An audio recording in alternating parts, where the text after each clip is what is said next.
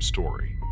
I know many of you listen to these videos as you fall asleep, so before you settle in, I'd really love to hear where you're tuning in from. And if these stories have been keeping you company at night, leaving a like and subscribing would mean a lot. Now, let's relax, get cozy, take a slow breath, and begin. In this new story, true scary hiking stories from deep Appalachia. The Appalachian Trail near the town of Damascus, Virginia, remained a favored destination for experienced hikers during the spring of 2016. Thomas Miller was a 32-year-old civil engineer who spent his weekends navigating the more isolated ridgelines of the Blue Ridge Mountains. He arrived at the trailhead with the intention of completing a 40-mile loop through the high country over 3 days. Local dispatch logs indicated that the weather conditions were favorable when Thomas first set out into the dense timber and rocky terrain. The initial stretch of the journey followed a well-marked path that climbed steadily toward the limestone cliffs overlooking the valley below. The forest canopy in this region of the southern mountains was known for its ability to block out almost all natural sunlight even during the midday hours. Thomas noted in his personal logs that the atmosphere felt unusually heavy as he crossed the state line into a less traveled wilderness sector. State records from 2016 show that the local wildlife populations were stable and there were no reports of aggressive bear activity in the vicinity. He reached the first elevation marker by late afternoon and prepared to transition into the deeper drainage basins that defined the central loop. The trail narrowed significantly here as the hardwoods gave way to ancient hemlocks and thick blankets of damp mountain laurel. By the second afternoon, Thomas reportedly reached a section of the forest where the undergrowth became significantly more dense and difficult to navigate. State records from that period noted that several hikers had previously reported feeling a sense of disorientation while passing through this specific drainage basin. He decided to establish a temporary camp near a small creek that was not clearly marked on his primary topographic map. Investigators later found archived notes suggesting that the topography in this region often shifted due to seasonal runoff and minor geological movements. Thomas settled into his tent as the sun began to set behind the jagged peaks of the surrounding mountain range. The temperature dropped rapidly as the shadows stretched across the creek bed and the sounds of the local bird population went completely silent. Thomas started a small fire using dry wood he gathered from the perimeter of his camp to maintain some level of visibility. He felt a persistent sensation of being watched from the dark tree line, but he attributed the feeling to the isolation of the deep woods. Archived notes from a forestry survey conducted in 2012 mentioned that the acoustics in this valley could create strange echoes. Thomas finished his meal and extinguished the fire before retreating into the safety of his reinforced nylon tent for the evening. The silence of the high wilderness was interrupted by what Thomas described as rhythmic thudding sounds originating from the heavy brush nearby. He remained inside his sleeping bag while observing the thin fabric of the tent for any signs of external movement or shadows. County files from 2016 contain a brief statement from a witness who claimed to hear unusual vocalizations in that general area. These accounts were never confirmed by local authorities who searched the site for evidence of large predators or unauthorized human encampments. Thomas stayed awake for several hours while the sounds continued to move in a slow circle around his immediate campsite. At approximately 2 in the morning, the rhythmic thudding stopped and was replaced by the sound of heavy objects being dragged across the rocky soil. Thomas reached for his flashlight, but he hesitated to turn it on because he did not want to reveal his exact position. The dragging sound moved toward the creek and then circled back toward the rear of the tent where his food bag hung. Dispatch logs from that night showed no other hikers were registered in that specific 5-mile radius of the wilderness area. The unknown entity seemed to move with a calculated precision that did not match the typical scavenging patterns of a black bear. Thomas gripped his small folding knife while listening to the sound of heavy breathing just a few feet from his head. As the first light of dawn appeared, the sounds abruptly ceased, and Thomas emerged from his tent to inspect the surrounding perimeter. He reportedly found several heavy stones that had been moved from the creek bed and placed in a straight line near his gear. Some locals claimed that this behavior matched historical reports of territorial displays by individuals living off the grid in the deep woods. Investigators found no physical evidence of footprints or clothing fibers that would link a specific person to the disturbed rocks or noise. Thomas decided to abandon his original plan and began a rapid descent toward the nearest access road several miles away, is less than Hashone. 0 hash is greater than. The descent was complicated by a thick layer of mountain fog that reduced visibility to less than 10 feet in every direction. Thomas struggled to keep his bearings as the trail seemed to weave through sections of the forest that he did not recognize.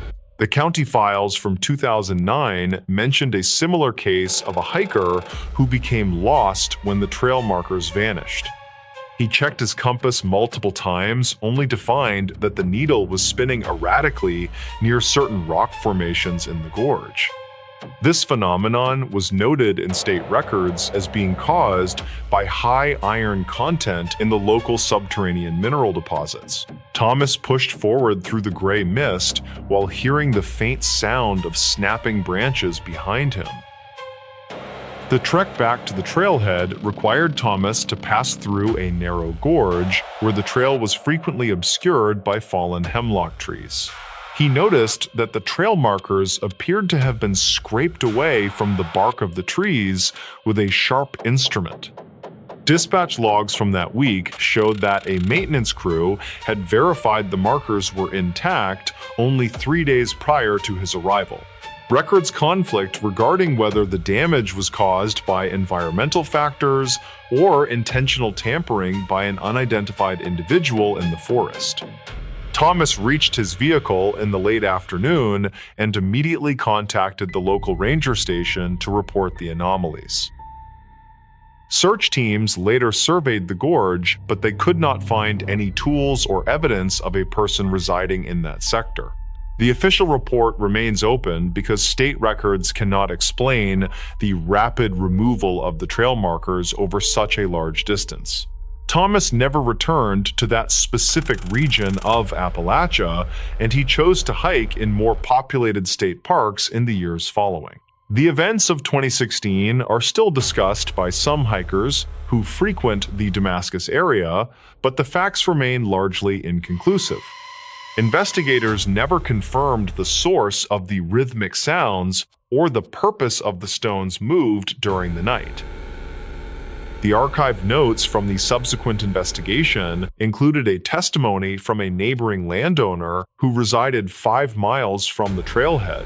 This individual reported seeing unidentified lights moving along the ridgeline during the same 48-hour period that Thomas was in the woods. County files from 2016 do not include any record of authorized search and rescue operations or aerial surveys that would account for the lights. Forensic analysts examined the stones found at the campsite and determined they were sourced from a geological layer located much deeper in the creek bed. This suggested that whoever moved the stones possessed significant physical strength or spent several hours working in total darkness. The case was eventually moved to an inactive status due to a lack of actionable evidence or criminal complaints. State records from 2017 indicate that 2 more hikers reported similar encounters with rhythmic thudding and rearranged forest debris in the same drainage basin. Neither of these individuals were able to provide a visual description of the entity or person responsible for the disturbances. Local law enforcement increased patrols near the Damascus access points for several months, but no unauthorized residents were ever located. Dispatch logs from that period show a series of noise complaints that were dismissed as wind whistling through the limestone caverns. The archive notes conclude that while the experiences were consistent, they lacked the physical proof required for a formal intervention. Thomas remains one of the few witnesses who provided a detailed timeline of the events from that spring weekend.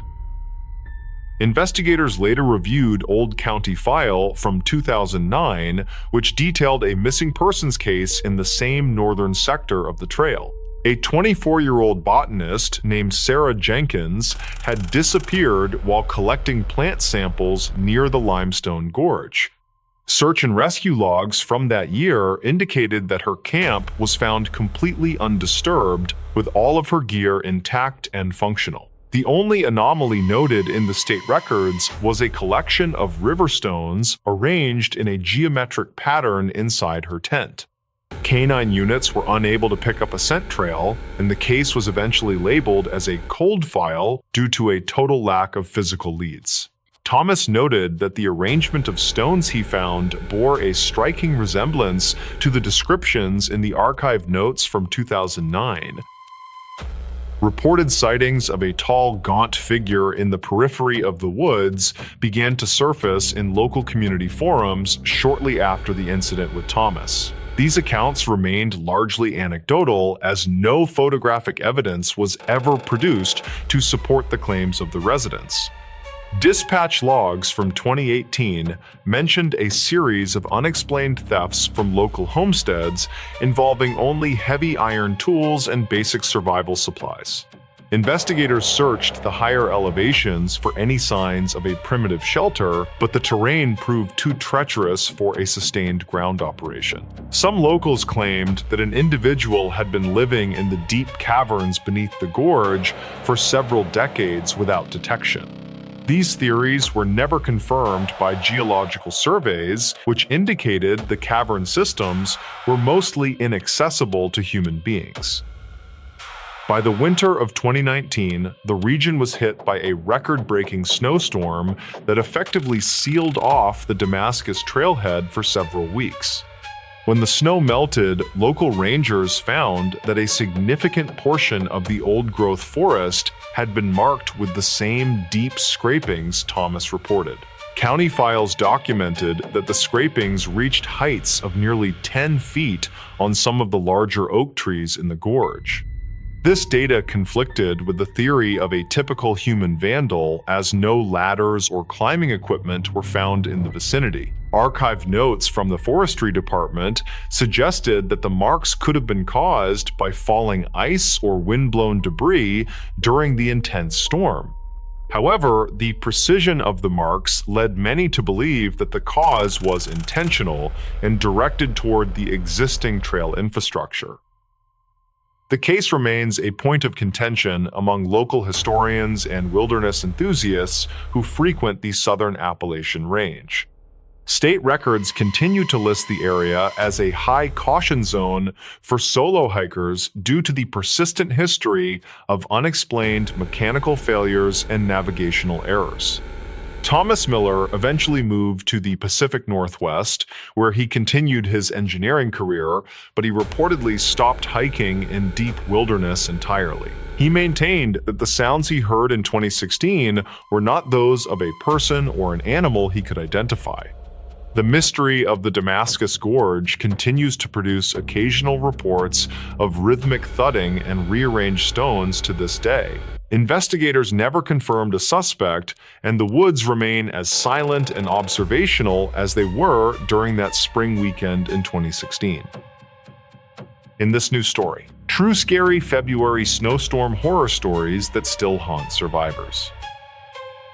In February 2012, 28-year-old park ranger Elias Thorne navigated the dense tree line of the Cascade Mountains alone. He was stationed at a remote outpost to monitor snowpack levels before a predicted record-breaking atmospheric river event occurred. Elias was an experienced outdoorsman who understood the physical risks of isolation during severe Pacific Northwest winter weather patterns daily. State records indicate that the temperature dropped 40 degrees in less than 3 hours as the massive storm front arrived. The sudden shift in pressure reportedly caused several electronic instruments inside the ranger station to malfunction without any logical warning. Investigators never confirmed why the emergency radio remained silent during the most critical hours of the initial freezing whiteout event.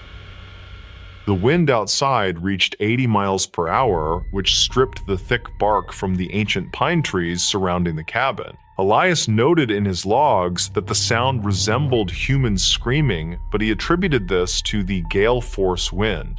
According to archive notes found later, he spent the evening reinforcing the heavy wooden shutters against the mounting heavy snow. Some locals claimed that this specific region was prone to strange acoustic anomalies during high-altitude pressure drops in winter.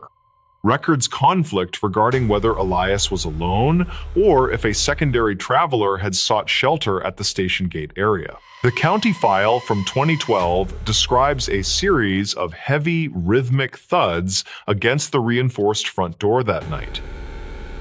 When the primary generator failed, Elias had to rely on a small kerosene lamp to maintain visibility inside the freezing room. He reportedly saw a figure standing motionless in the middle of the clearing through a small gap in the shutters. Dispatch logs show that no other rangers were within 50 miles of his location due to the extreme road conditions.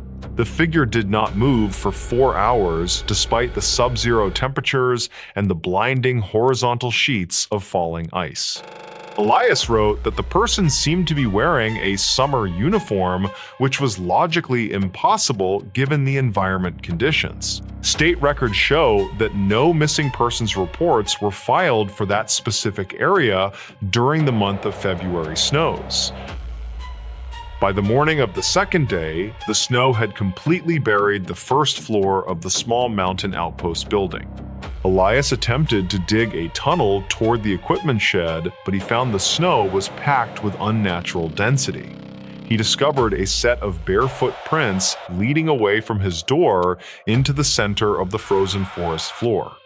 Investigators never confirmed how a human could survive those conditions without thermal gear or even basic leather winter boots today. The archive notes mentioned that Elias found his own name carved into the ice on the inside of the glass. There is no official explanation for how the frost formed into specific English characters during the peak of the storm. Elias spent the next 6 hours monitoring the barometer, which continued to drop into ranges rarely seen in Washington state history. He reportedly heard a series of voices whispering from the ventilation shafts despite being alone in a soundproof metal bunker. County files from 2012 indicate that the ranger station was designed to withstand much higher wind loads than recorded. Investigators never confirmed if the structural groaning was the result of the storm or something moving across the roof. Elias wrote in his final log entry that the shadow outside had moved closer to the thick, reinforced window pane. Some locals claimed that the pressure caused hallucinations, but the physical marks on the glass suggested a more solid presence. The search and rescue teams arrived 3 days later once the atmospheric river had finally moved toward the Idaho border. They found the station completely encased in a layer of black ice that required heavy industrial tools to break through. Dispatch logs show that the interior of the station was perfectly preserved, but Elias was nowhere to be found today. There were no signs of a struggle, and his cold weather gear was still hanging neatly by the kitchen stove. The county file from 2012 mentions that a single set of wet footprints led into the basement area alone. Records conflict on whether the basement door was locked from the inside or the outside when the team arrived. In February 2015, 24-year-old Sarah Miller was driving through the Oregon wilderness during a massive blizzard. She was a freelance journalist traveling to a small town to document the effects of the prolonged drought on locals. According to state records, Sarah was reported missing by her editor after she failed to check in from her hotel. Dispatch logs indicate that her vehicle was found abandoned on a Forest Service road that was not on any map. The car was running, and the heater was set to the highest possible temperature setting despite the empty driver's seat. Investigators never confirmed why she would leave a warm vehicle to walk into a blizzard without a heavy coat. The digital images on the camera showed a series of blurred shapes moving through the trees during the heavy snowfall. Some locals claimed that the shapes resembled tall, thin figures with elongated limbs that did not match any local wildlife. Archived notes from the investigation describe a strange humming sound that was captured on the final video file found later. Records conflict regarding the presence of footprints around the car because the wind had scoured the ground to the dirt. Sarah reportedly left a voicemail for her mother that consisted entirely of rhythmic tapping sounds in a specific sequence pattern. Investigators never confirmed if the tapping was a form of code or simply interference from the collapsing cell towers. A local hunter found a red scarf snagged on a branch near the summit of a peak called the Devil's Backbone. The county file from 2015 confirms that the scarf belonged to Sarah and was stained with strange gray ash. Some locals claimed that the area was a site of frequent magnetic disturbances that caused compasses to spin wildly today. Investigators never confirmed if Sarah had become disoriented by the whiteout conditions or if she was following a path. Archive notes mention that the search dogs refused to enter the dense thicket where the scarf was located that afternoon.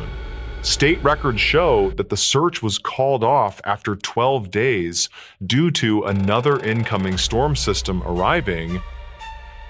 In February 2019, a group of 3 college students went missing while camping in the remote Appalachian Mountains area.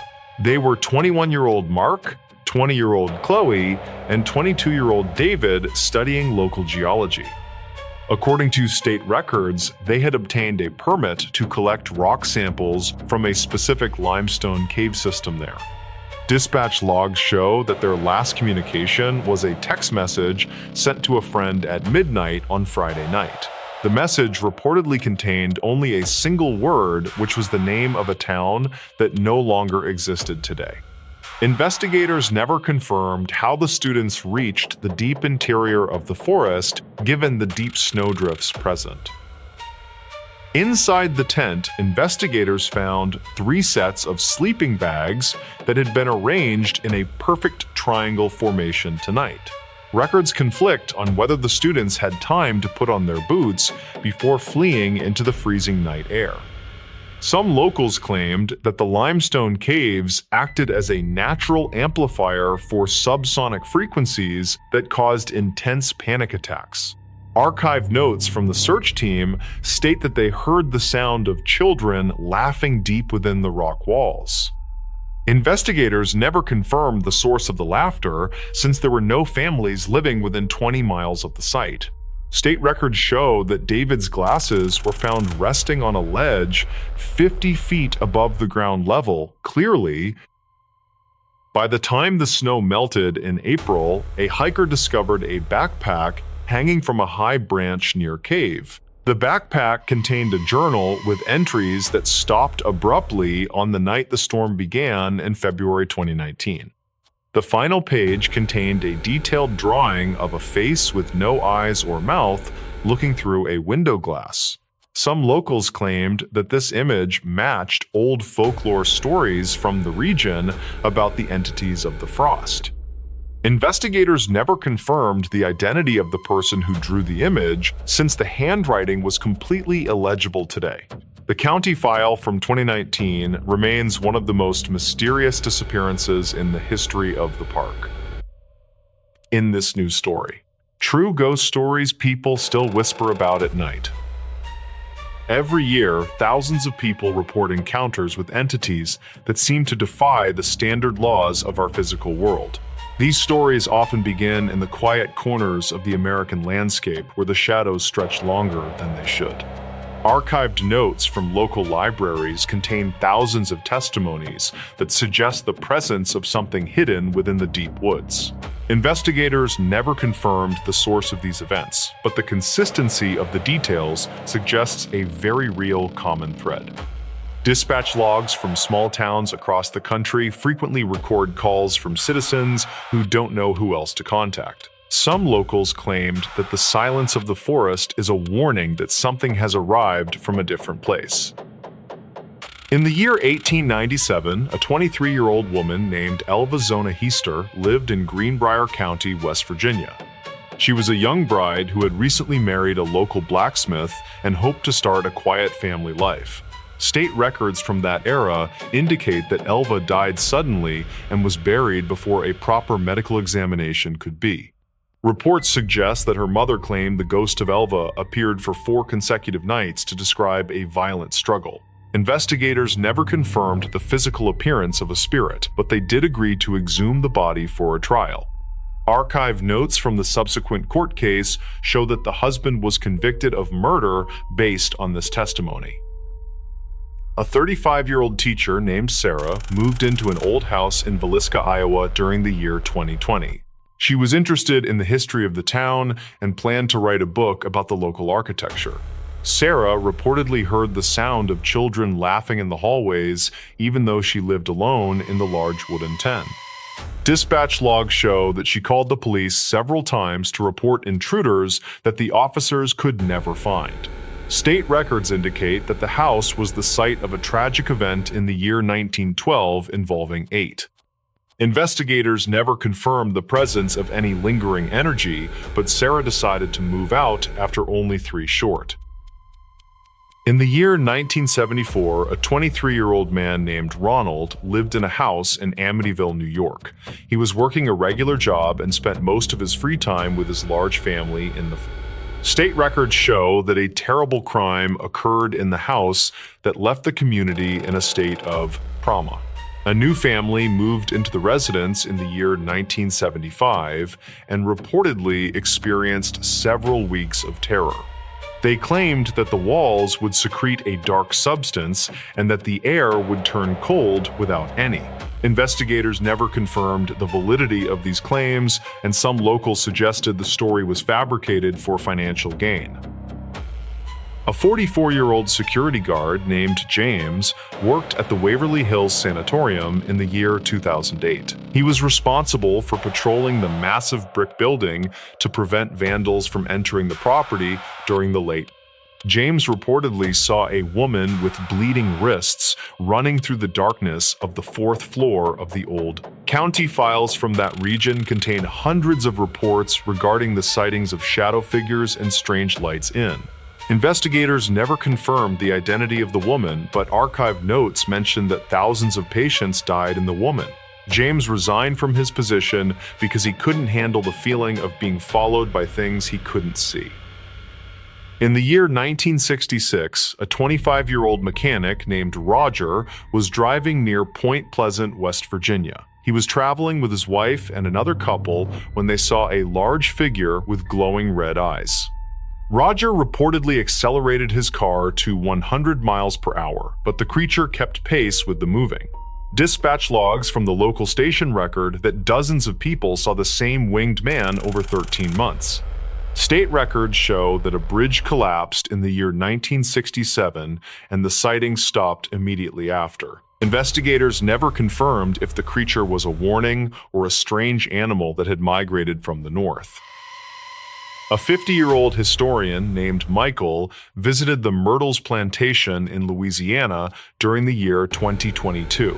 He wanted to document the stories of the 10 murders that reportedly took place on the grounds of the school. Michael reportedly saw the reflection of a girl wearing a green turban in the large mirror in the main. State records do not support the claim of 10 murders, but they do confirm that several people died of Archive notes from the plantation describe a slave named Chloe who was reportedly responsible for a poisoning in the... Investigators never confirmed the presence of a ghost, but visitors continue to report feelings of being pushed by invisible. In the year 1945, a 74-year-old man named Mitty disappeared while walking in Vermont. He was a veteran woodsman who knew the trails of the Bennington Triangle better than anyone else in the Investigators never confirmed what happened to Mitty because they found no tracks or signs of a struggle in the problem cell face. Some locals claimed that the mountain possessed areas where people could simply vanish without leaving a single trace behind. Archived notes from the state police reveal that 4 other individuals went missing in that same area over 5. Records conflict regarding the weather conditions on the day he disappeared, but the search parties found absolutely nothing at... A 29-year-old nurse named Emily worked the night shift at the Trans-Allegheny Lunatic Asylum in 2011. She was tasked with checking the rooms in the Civil War-era building to ensure that the tourists stayed. Emily reportedly heard the sound of heavy metal doors slamming shut even though the wing was empty and completely. County files from that year contain several reports of visitors seeing a young girl named Lily in the dark. State records show that the asylum was overcrowded and that many patients suffered from extreme neglect and various other. Investigators never confirmed the existence of spirits, but Emily claimed she saw a figure standing in a locked cell. In the year 1977, a 17-year-old student named Bill was driving through Dover, Massachusetts late. He was with a group of friends and they were looking for a place to park and talk. Bill reportedly saw a small creature with a large head and long fingers sitting on a stone wall. County files from that week contain 2 other independent reports of the same entity from witnesses who didn't. The creature reportedly had orange glowing eyes and skin that looked like sandpaper, according to the archive notes from. Investigators never confirmed the biological nature of the entity, but the witnesses have never changed their stories since then. A 38-year-old park ranger named David was patrolling the Gettysburg battlefield in the year 2012. He was checking the area known as the Devil's Den to ensure that no one was camping after the... David reportedly saw a group of men dressed in gray uniforms walking through the morning fog without making any. Dispatch logs show that many visitors have reported hearing the sounds of cannons and muskets firing in the empty. State records indicate that thousands of soldiers died on that specific patch of land in the year 1860. Investigators never confirmed the presence of residual energy, but David felt the temperature drop by 20 degrees in seconds. In the year 1982, a 35-year-old rancher named Samuel was checking his cattle in Texas. He was concerned about the health of his herd because several animals had been acting nervous during the late.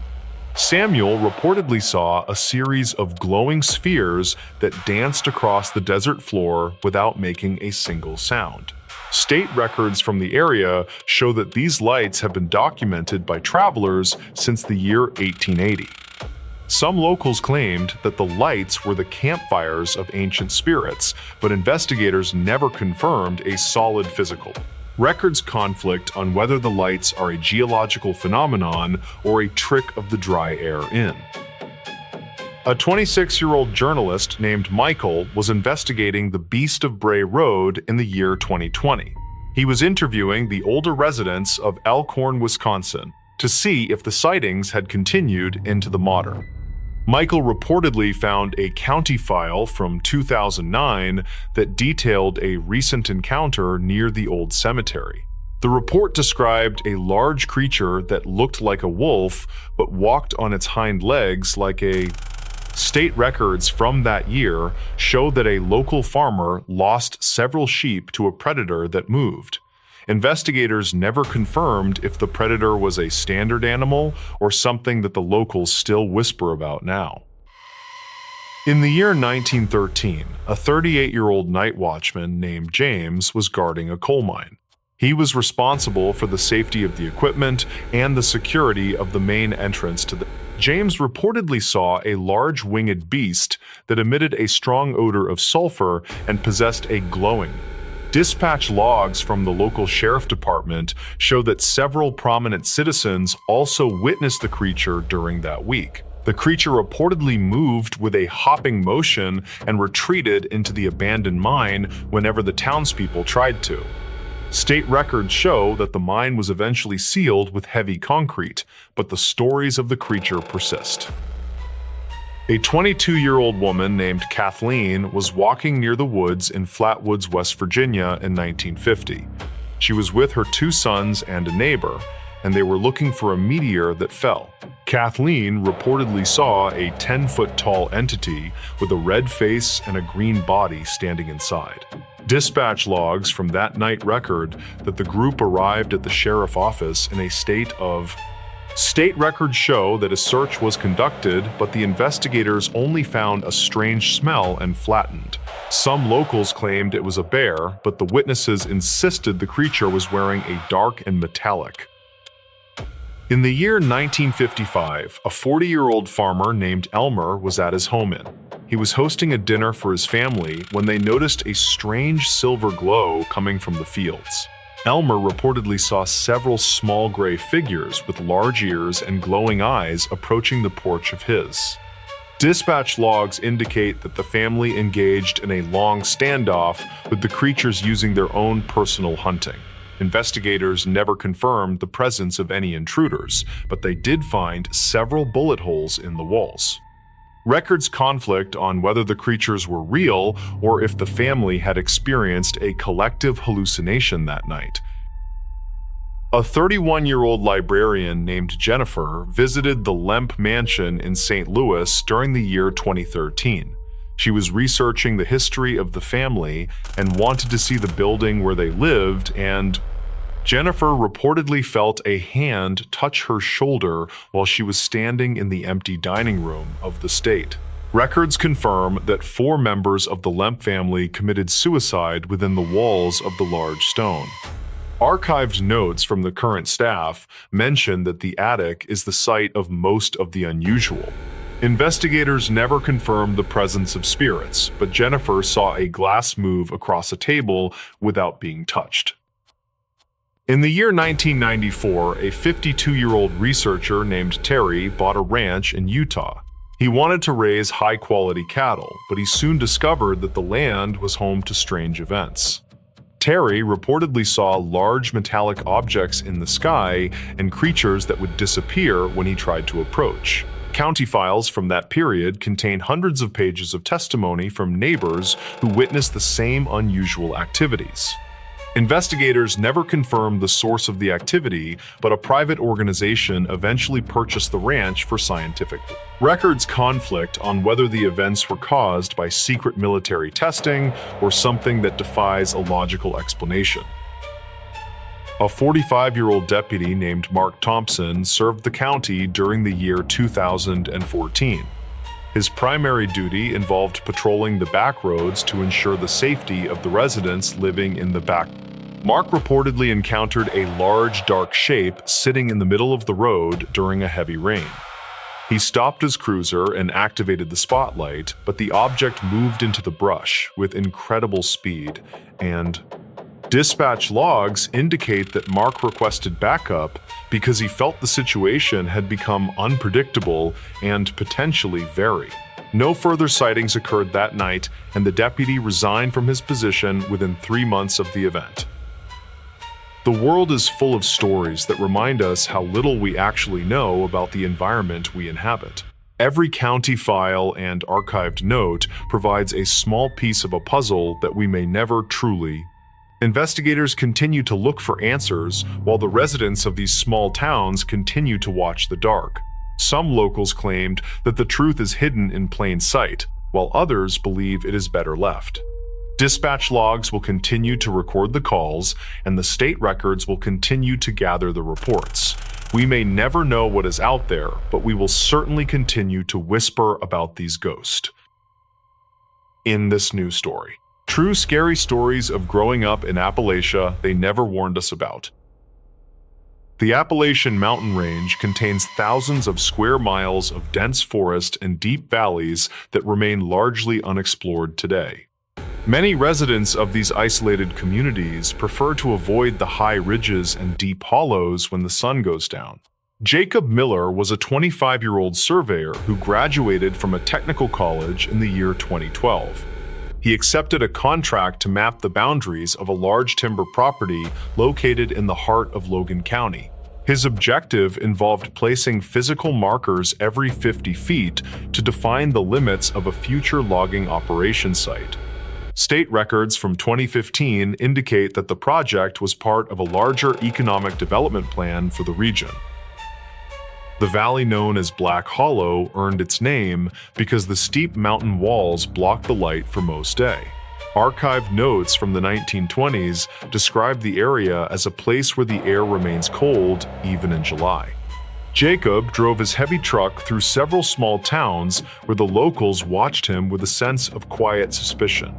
He reached the end of a gravel road and parked his vehicle near a rusted gate that was locked shut. Reportedly, the local utility companies refused to service the hollow due to the frequent equipment failures and the rough terrain. Jacob checked his radio and noted that he was already losing the signal from the nearest tower in the city. State records mentioned that the last official residence in the hollow was a small homestead that burned in 1970.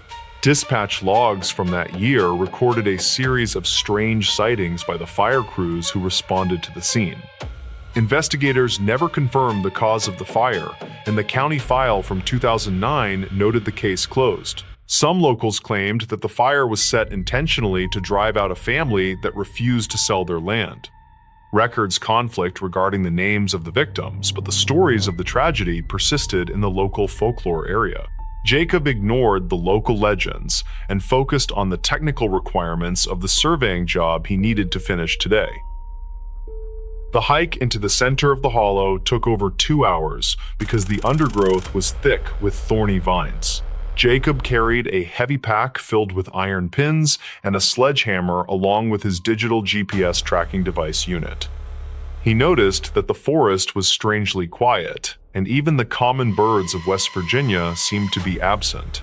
The ground was covered in a thick layer of damp leaves that muffled the sound of his heavy leather boots. He reached the first corner of the property and began searching for the original boundary marker from 1924. He found a rusted piece of metal protruding from the base of a massive oak tree that looked very ancient. Jacob set up his tripod and began the process of verifying the coordinates using the satellite data on his screen. He noticed that his GPS unit was fluctuating wildly and gave him readings that were several hundred feet off target. Reportedly, the geological composition of the Appalachian Mountains can sometimes interfere with electronic signals during the summer months here. He decided to rely on his compass and the physical descriptions found in the old county files for his work. A sudden sound of a heavy branch snapping nearby caused him to pause and reach for the bear spray on belt. He scanned the trees but saw nothing except for the swaying leaves and the shifting shadows of the deep forest. As he moved deeper into the hollow, he stumbled upon the remains of a log structure hidden behind some brush. The cabin was built in the style of the early 1900s with a stone chimney that was mostly collapsed. Archived notes from the Historical Society suggested that this was the site of a failed mining office from 2011. Jacob walked toward the open doorway and saw that the interior was filled with rotted furniture and old rusted cans. He saw a series of strange markings carved into the wooden door frame that looked like a tally of days. Some locals claimed that a hermit lived in this cabin until his disappearance in the winter of 24. He stepped inside the cabin to escape a sudden downpour of rain that began to fall from the gray sky. The air inside smelled of damp earth and old coal smoke, which felt very oppressive in the small, cramped space. He found a handwritten ledger on the floor that contained names and dates from the year 2009. Dispatch logs from that period mentioned a search for a missing hiker who was last seen near this cabin site. Investigators never confirmed if the ledger belonged to the missing man or a squatter who was living in the woods. Jacob took a photo of the ledger and prepared to leave as the rain began to taper off outside now. A low humming sound began to vibrate through the walls of the cabin and caused Jacob to feel very nauseous. He recognized the sound as an acoustic anomaly often reported in deep valleys where the wind hits the rock faces. County records from 2016 include several testimonies from park rangers who experienced similar physical sensations in the area. Jacob walked back into the clearing and saw that his survey tripod had been knocked over on the wet ground. He was certain that he had been alone in the woods, but the damage to his equipment suggested otherwise today. He carefully inspected the area for tracks, but the damp leaves made it impossible to see any clear footprints there. He heard a sharp whistle coming from the ridge above the cabin that sounded exactly like a human signal call. Jacob shouted a greeting into the forest, but the only response was the rhythmic tapping of wood against a tree. Some archive notes from the regional forestry department mention that timber poachers used these signals to communicate with each other. He decided to pack his gear and move toward the secondary survey site located on the eastern slope of hill. The feeling of being watched intensified as he climbed the steep terrain and moved away from the old log cabin. He kept his head down and focused on the path while checking his watch every few minutes to track time. He found a series of deep trenches that were dug into the hillside and lined with heavy pieces of plastic. State records from 2003 mentioned that illegal excavations were common in areas with potential for gold or gems. Jacob saw fresh cigarette butts near the edge of the trench, which indicated that someone was here very recently today. He realized that he might be encroaching on an active illegal mining operation that was not authorized by the state. Reportedly, these groups can be very protective of their sites and often use intimidation to keep strangers away from area. He began to back away from the trenches while trying to remain as quiet as possible in the thick brush. He saw a small pile of personal items near a tree that included a pair of child shoes and glasses. The county file from 2009 mentioned that a family vanished from a nearby campsite without leaving a trace. Investigators never confirmed if the items were connected to the missing family or if they were just discarded mountain trash. Jacob felt a surge of adrenaline as he realized the danger of his situation in this remote part of Hollow. He turned to walk back the way he came and saw a figure standing silently on the trail ahead of. The person was wearing a heavy, dark coat and a wide-brimmed hat that obscured their face from his view. Jacob stopped and raised his hands to show that he was not a threat to the person on the trail. He explained that he was a surveyor for the state and was only here to map the boundaries of property. The figure did not respond and simply pointed toward the ridge before turning and walking back into the dense trees. Records conflict regarding the presence of any registered residents in this specific section of the Logan County forest land. Jacob waited for several minutes until he was sure the stranger was gone before he continued down the narrow path. He felt his heart racing in his chest as he realized how isolated he truly was from any outside help. The sun began to drop behind the mountain peaks and cast long and distorted shadows across the forest floor today. Jacob knew that he could not navigate the terrain in the dark and needed to find a safe place soon. He found a small rock overhang that offered some protection from the elements and the wind blowing from the north. He sat with his back against the stone and kept his flashlight off to avoid drawing attention to his location. Some locals claimed that the woods come alive at night, with sounds that have no logical explanation for the people. He heard a series of heavy thuds that sounded like someone was dropping large rocks into the deep valley below. He used his flashlight briefly to check his map and saw a trail that was not listed on any document. Archived notes from the 1950s mentioned a secret road used by moonshiners during the era of the Prohibition laws. He decided to follow the trail in the morning because it appeared to lead directly toward the main highway exit. The sound of a metallic scraping began again and seemed to be coming from the woods directly above his head. Jacob stayed awake for most of the night and listened to the strange noises that echoed through the dark hollow. He felt a deep sense of dread that he could not explain despite his professional training and his personal experience. The first light of dawn revealed a heavy mist that clung to the trees and made visibility very difficult today. Jacob gathered his belongings and started walking down the secret trail while keeping a hand on his heavy survey equipment. He found a rusted metal sign that was nailed to a tree and written in a language he did not. Dispatch logs from 2012 recorded a similar report of a strange sign found by a group of local hikers. Investigators never confirmed the meaning of the sign and suggested it was a prank by some local high school students.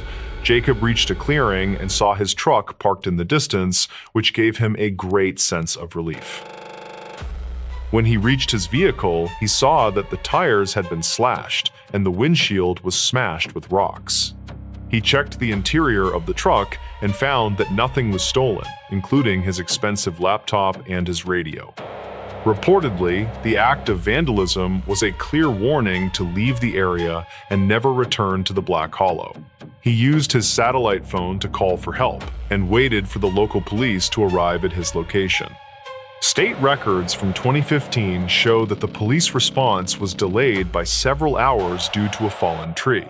Jacob sat on the ground and watched the forest with a sense of defeat as the rain began to fall.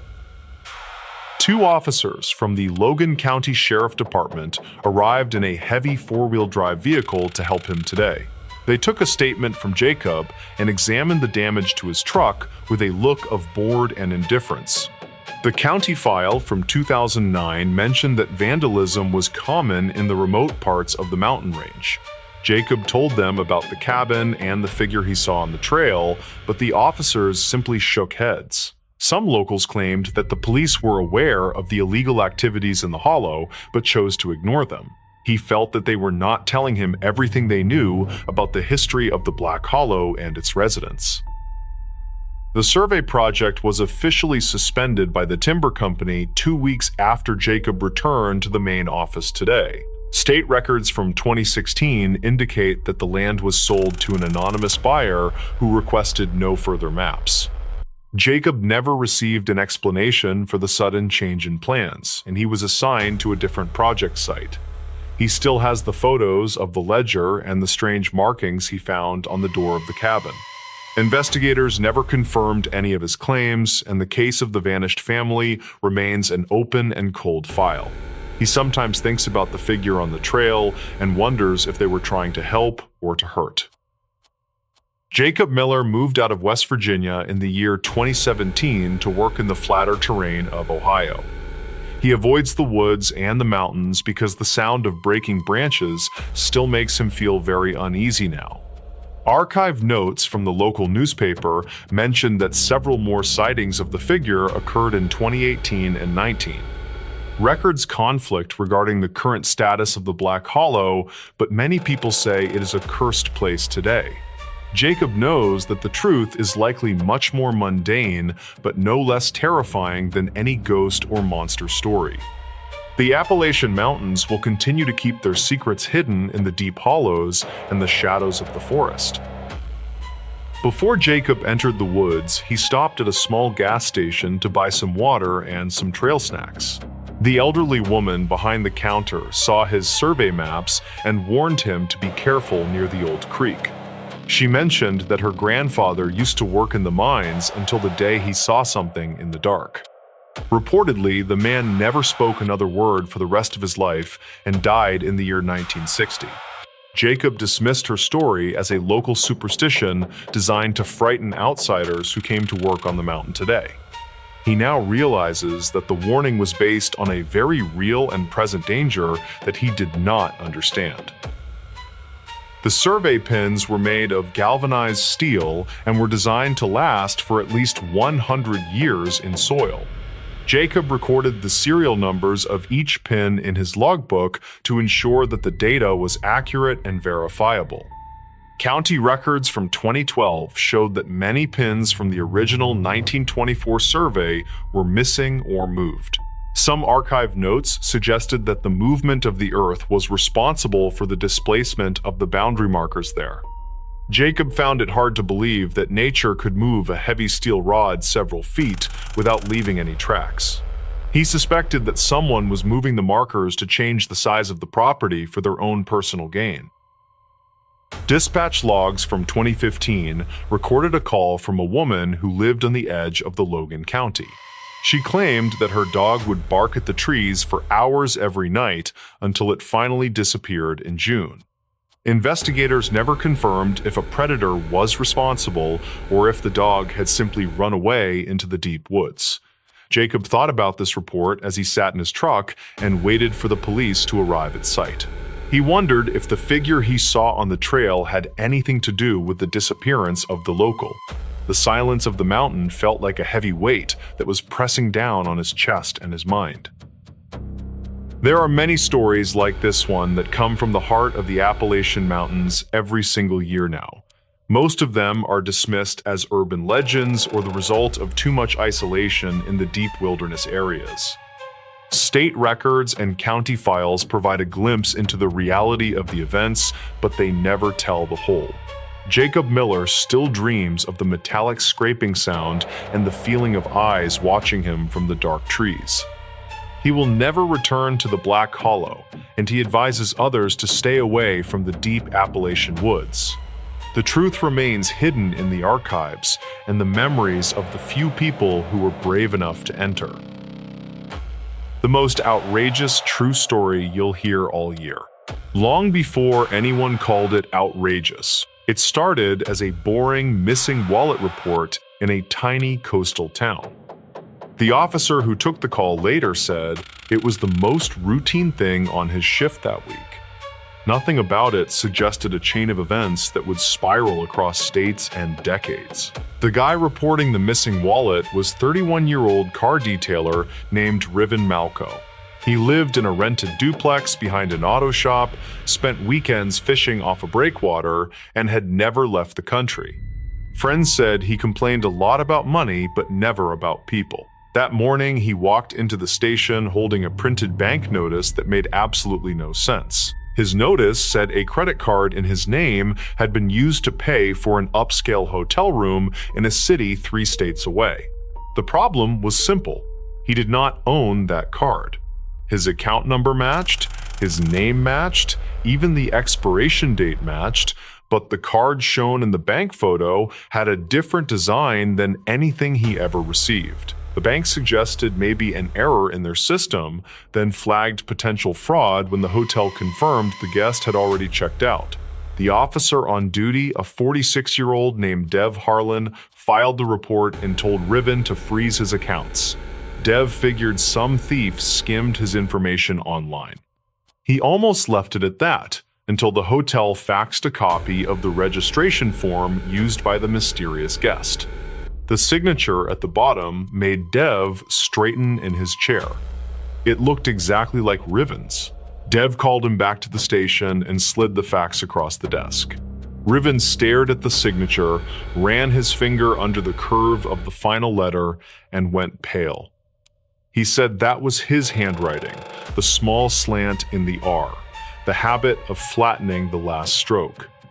Dev asked whether he ever stayed in that hotel, maybe years earlier, maybe under different circumstances. Riven insisted he had never even visited that city. It would have stayed a weird identity theft case if not for the security photos attached to the file.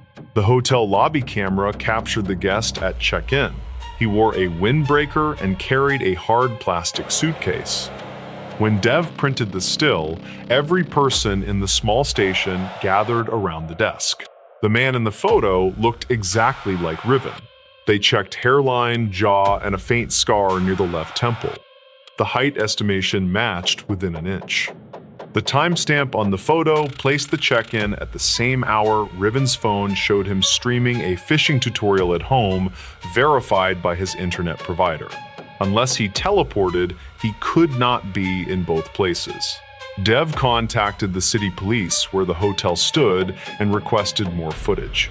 A week later, a flash drive arrived with lobby clips, elevator feeds, and hallway shots. In every frame, the man called Riven moved like him, with the same slight inward turn of the foot and the same habit of rubbing the side of his nose when thinking. In one sequence, he looked straight at the elevator camera and smiled briefly. Dev paused the frame and compared it to Riven sitting across the desk. They might as well have been twins. The guest stayed 2 nights, paid in full, then left alone in the morning. No one followed him, no one met him in the lobby, and no one saw him abandon any luggage. The suitcase never appeared again. The hotel only realized something was off when a housekeeper found a stack of photographs under the room's mini fridge after checkout. The photos showed a burned building surrounded by winter trees. Those photos turned out to be from a fire investigation nearly 20 years earlier in a completely different state. The building had been an old boarding house, damaged in a fast-moving blaze. The case file listed no injuries, yet the box holding the original evidence went missing from storage years later. Now copies of those images sat abandoned under a hotel fridge rented by a man using Riven's identity. Dev dug into the old fire case through shared databases and found one detail that made his skin crawl. A surviving witness from that boarding house fire had given a statement at the time, describing a man seen walking away from the building moments before smoke appeared. The composite sketch attached to the witness report looked nothing like Riven back then. But when Dev scanned the sketch and overlaid it with a recent photo of him, the proportions lined up disturbingly well, like someone took an earlier face and pressed it into an older shape. Riven had never visited that state, not according to his work history, school records, or childhood address list. His family never left the coast. He was a teenager during the boarding house fire, but nowhere near the scene. Yet some stranger just checked into a hotel using his name, left stolen photos from that fire behind, and vanished without a trace. As they dug deeper, the story bent even further. The credit card used at the hotel connected to an account created 12 years earlier in a 4th state. That account had almost no activity. Once every couple of years, it bought a prepaid phone, a short bus ticket, or a single hotel night in random cities. Each time, surveillance video captured the same man who looked exactly like Riven at his current age. The weird part was timing. On the earliest footage, taken 12 years earlier, the man looked only a little younger than Kalen did now. The facial recognition system rated the matches as extremely high. Investigators tested the software using old-school photos of Riven and found predictable aging, but there was no phase where his face matched the younger version on those early videos. It was like this other man always stayed roughly 30, no matter the year. Federal investigators briefly stepped in, assuming sophisticated fraud. They pressed Riven about relatives he barely knew, long-lost cousins, secret half-brothers. His parents swore there were no hidden children. Old hospital records from his birth showed nothing strange except a brief note about a mix-up in the nursery. The nurse corrected the tag on his bassinet after realizing 2 babies shared the same first initial. There were no further details. While they traced the credit card account, Dev focused on the lost fire photos. A retired investigator remembered that boarding house case. He said the original fire report mentioned a suspicious guest who checked in under a name later determined fake. The guest paid cash and left nothing behind except a note in a shared kitchen, telling another tenant not to open a specific window. Hours later, flames erupted near that window. The retired investigator kept a personal copy of some documents. In those, Dev found a second composite sketch based on a bus driver's description. The sketch showed someone slightly older with a sharper jaw, who boarded a night bus heading east 2 days after the fire. Comparing that sketch to the most recent hotel footage produced the worst match yet. The bone structure looked almost identical to Riven's. At this point, people around him started joking nervously that he had a secret life. He laughed on the surface, but stopped sleeping properly. Every time he looked in a mirror, he saw the hotel lobby's still image in his head.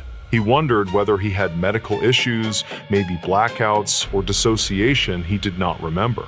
Doctors ran tests, he checked clean on everything they tried. A break came when a technician reviewed audio from one of the bus stations where the mystery man had appeared years earlier. In the background of a ticket counter recording, a clear voice requested a seat under the name Riven Malco. The voice did not only sound similar, it matched his speech patterns, his pauses, and his slight flattening of certain vowels. Audio comparison software rated the probability of a match as nearly identical to same speaker recordings. The one thing the other man never did was stay in front of a camera for more than a few seconds. In every clip, he looked up once, moved smoothly through the frame, then disappeared. No long conversations, no lingering in crowds, no hobbies, no regular routes. Only short transactions, matched to events that never quite reached the level of major crime, but always brushed the edge of some future investigation. Hotel parking lots later checked against his stays showed small overlapping patterns.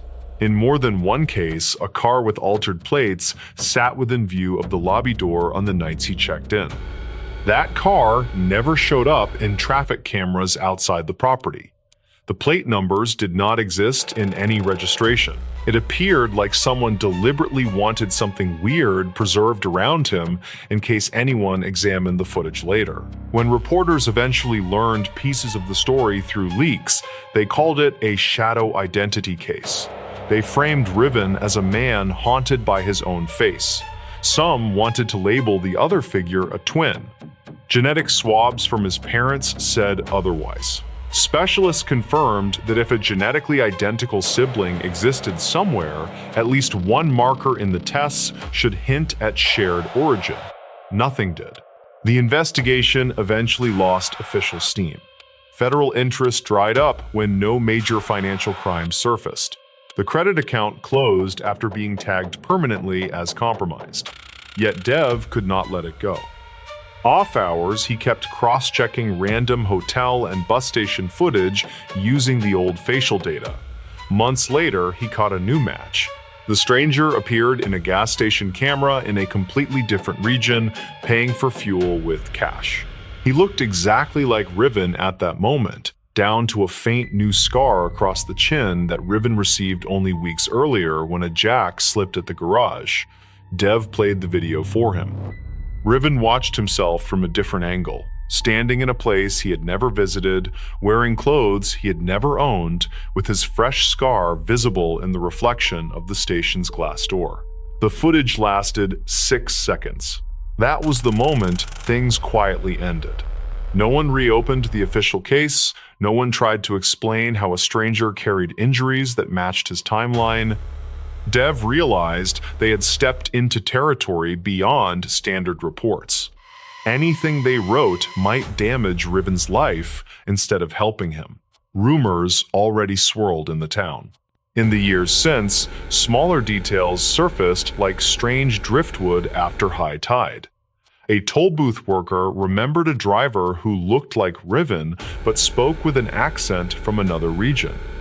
A motel clerk mentioned a guest signing his name with the same flattened final stroke years before Riven first stayed there on routine trips. Each story remained too small, too scattered, to build into something prosecutable. Riven kept working at the garage and tried to live normally. He changed banks, limited travel, and refused to stay in hotels alone if he could help it.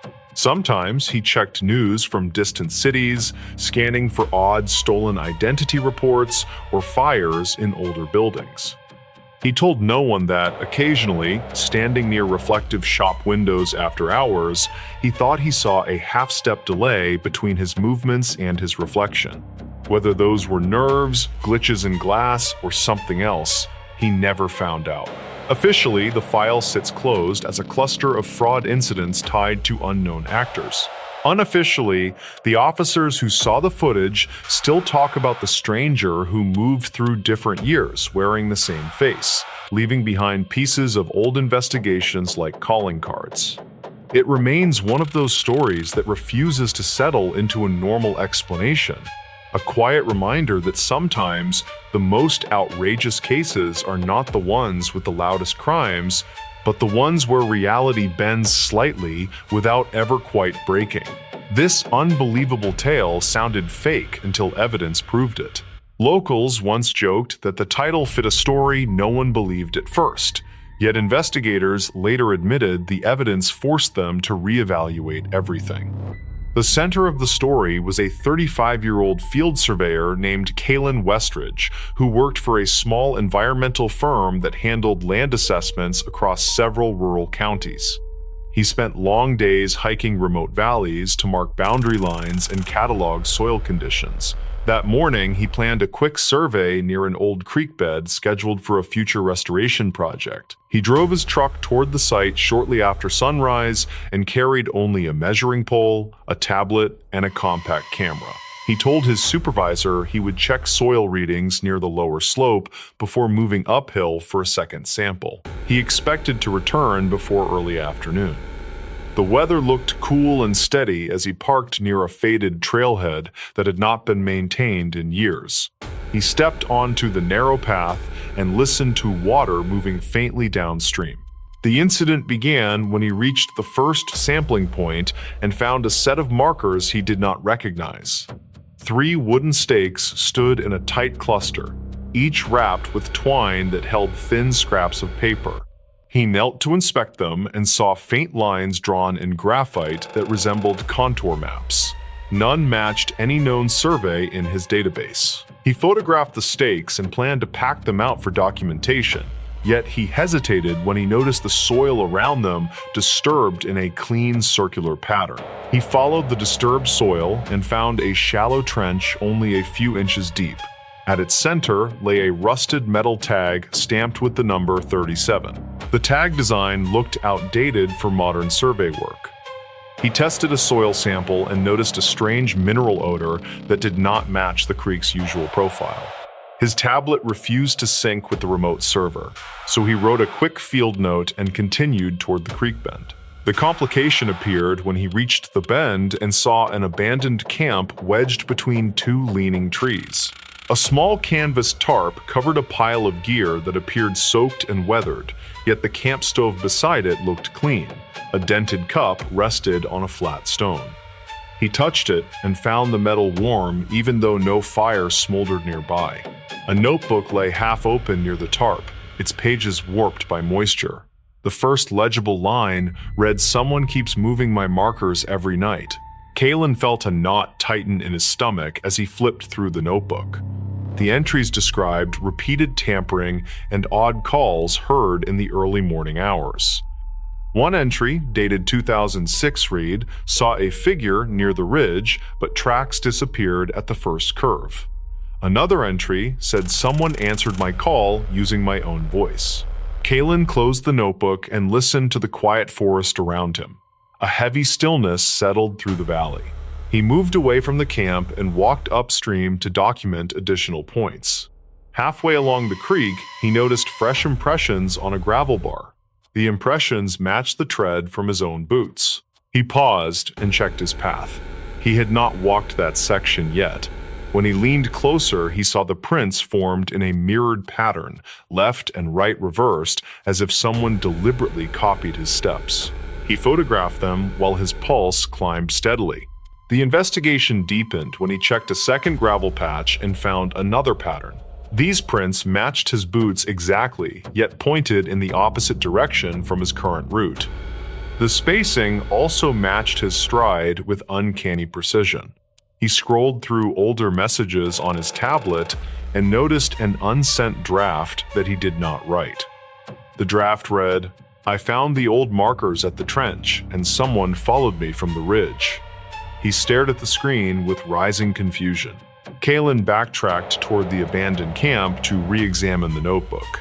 When he arrived, he noticed something different. The tarp now lay folded beside the stone, and the cup sat upright near the edge of the creek. The shift felt too purposeful to be wind. He called out, "Is someone here?" But only the murmur of the creek answered. He turned toward the ridge and saw a faint reflection on a branch, like sunlight glinting off metal. He moved carefully uphill to investigate the reflection and found a small handheld radio tangled in vines. The radio still held a weak charge. When he pressed the power button, he heard a faint recording that crackled through static. The voice sounded like a distressed hiker, repeating the words, "Keep your distance," with a strained tone. The second half of the recording repeated the same message in a lower voice that matched the cadence but not the pitch. Both messages ended abruptly. Kalen carried the radio to an open patch and attempted to reach his supervisor. The line triggered a slow, repeating static pulse that felt rhythmic rather than random. He waited for a clear gap and spoke. His own words echoed faintly through the speaker as if the device replayed them with a distorted quality. He shut off the radio and returned it to his pack. Something in the valley mimicked signals and possibly voices. He followed the ridge line to gain perspective on the layout of the valley. From the high point, he noticed a series of old stone piles arranged in a rough arc. The piles aligned with the stakes he found earlier. He climbed down to inspect them and found a single metal hook partially buried in the dirt.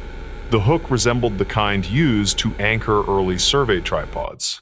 He scraped away soil and uncovered a second hook bent sharply near its base. He took photos from multiple angles and documented the spacing between the piles. A faint cry carried from the lower slope. It sounded like his own voice calling for help. He froze and waited. The cry repeated, this time with a slight delay and a broken syllable. He tried to locate the source, but the echo bounced between the trees. He forced himself to stay calm and descended toward the creek. The cry followed him in a strange looping pattern that did not match the terrain. The twist settled when he returned to the trench and found a fresh stake hammered into the soil. The stake held a strip of paper with a message written in shaky letters. The message read, "You left your mark near the ridge." The handwriting looked similar to the notebook, but less controlled. He reached for his camera to take a photo and noticed a new set of prints circling the trench. The prints matched his boots perfectly, yet formed in a pattern he could not have walked.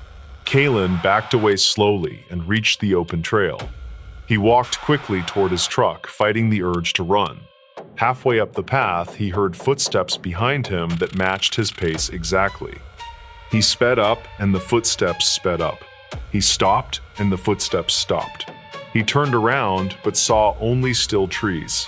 He broke into a run and reached his truck with shaking hands. He locked the doors and started the engine. As he drove away, he glanced in the mirror and saw a figure standing near the faded trail marker. The figure wore a jacket similar to his and held one arm at the same angle he did. The posture looked like a reflection. The figure did not move. Kalen watched until the trees blocked the view and kept driving until he reached the main road. The evidence he submitted later included the notebook, the trench photos, the old hooks, the stake markers, and the strange recording found on the handheld radio.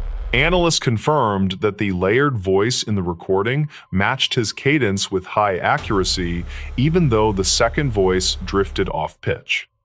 The mirrored footprints also matched his exact boot pattern, including a small defect on the left heel. The button settled when the restoration project shifted to another region and the valley survey was postponed indefinitely. Kalen requested assignments away from isolated areas. People who reviewed the evidence said the story sounded fake when he first described it, yet every sample, recording, and footprint pattern supported his account. The case ended quietly, but the valley remained marked with details no one could explain. They said the story stayed unbelievable only until the evidence proved it. In this new story, 3 disturbing small-town horror stories. Part 1. The town where nobody locked their doors. Most people in the American heartland believe that absolute trust is a sign of a healthy and safe community. This account from a remote mountain village suggests that leaving your front door unlatched might be an invitation for disaster. In the isolated village of Blackwood Hollow, the local culture was built on the fact that no one locked doors. Harlan Reed was a 41-year-old postal carrier who walked the quiet streets of the Hollow every afternoon. He had lived in the town since 1982, and he knew the specific habits of every single neighbor. The locals believed that their safety was guaranteed by the surrounding mountains and the long history of their shared ancestors. Harlan enjoyed the predictability of his route because it allowed him to finish his work before the early winter darkness. He often dropped off packages directly inside the mudrooms of the elderly residents who could not easily reach their porches. This level of trust was the foundation of the town, and no one ever questioned the safety of the practice. The atmosphere began to change during the first week of November in the year 2021 without any warning. Harlan was delivering a heavy box to a Victorian-style home owned by a woman named Mrs. Gable, who lived. He pushed the front door open as he had done for 15 years, but he felt a sudden and sharp. The house was silent, and the air inside felt significantly colder than the crisp autumn breeze blowing through the yard. He called out for Mrs. Gable, but his voice seemed to be absorbed by the heavy curtains and thick rugs. He noticed that the furniture in the living room had been moved into a tight circle facing the front door. This was strange because the elderly woman was known for her obsession with keeping her home in a perfect state.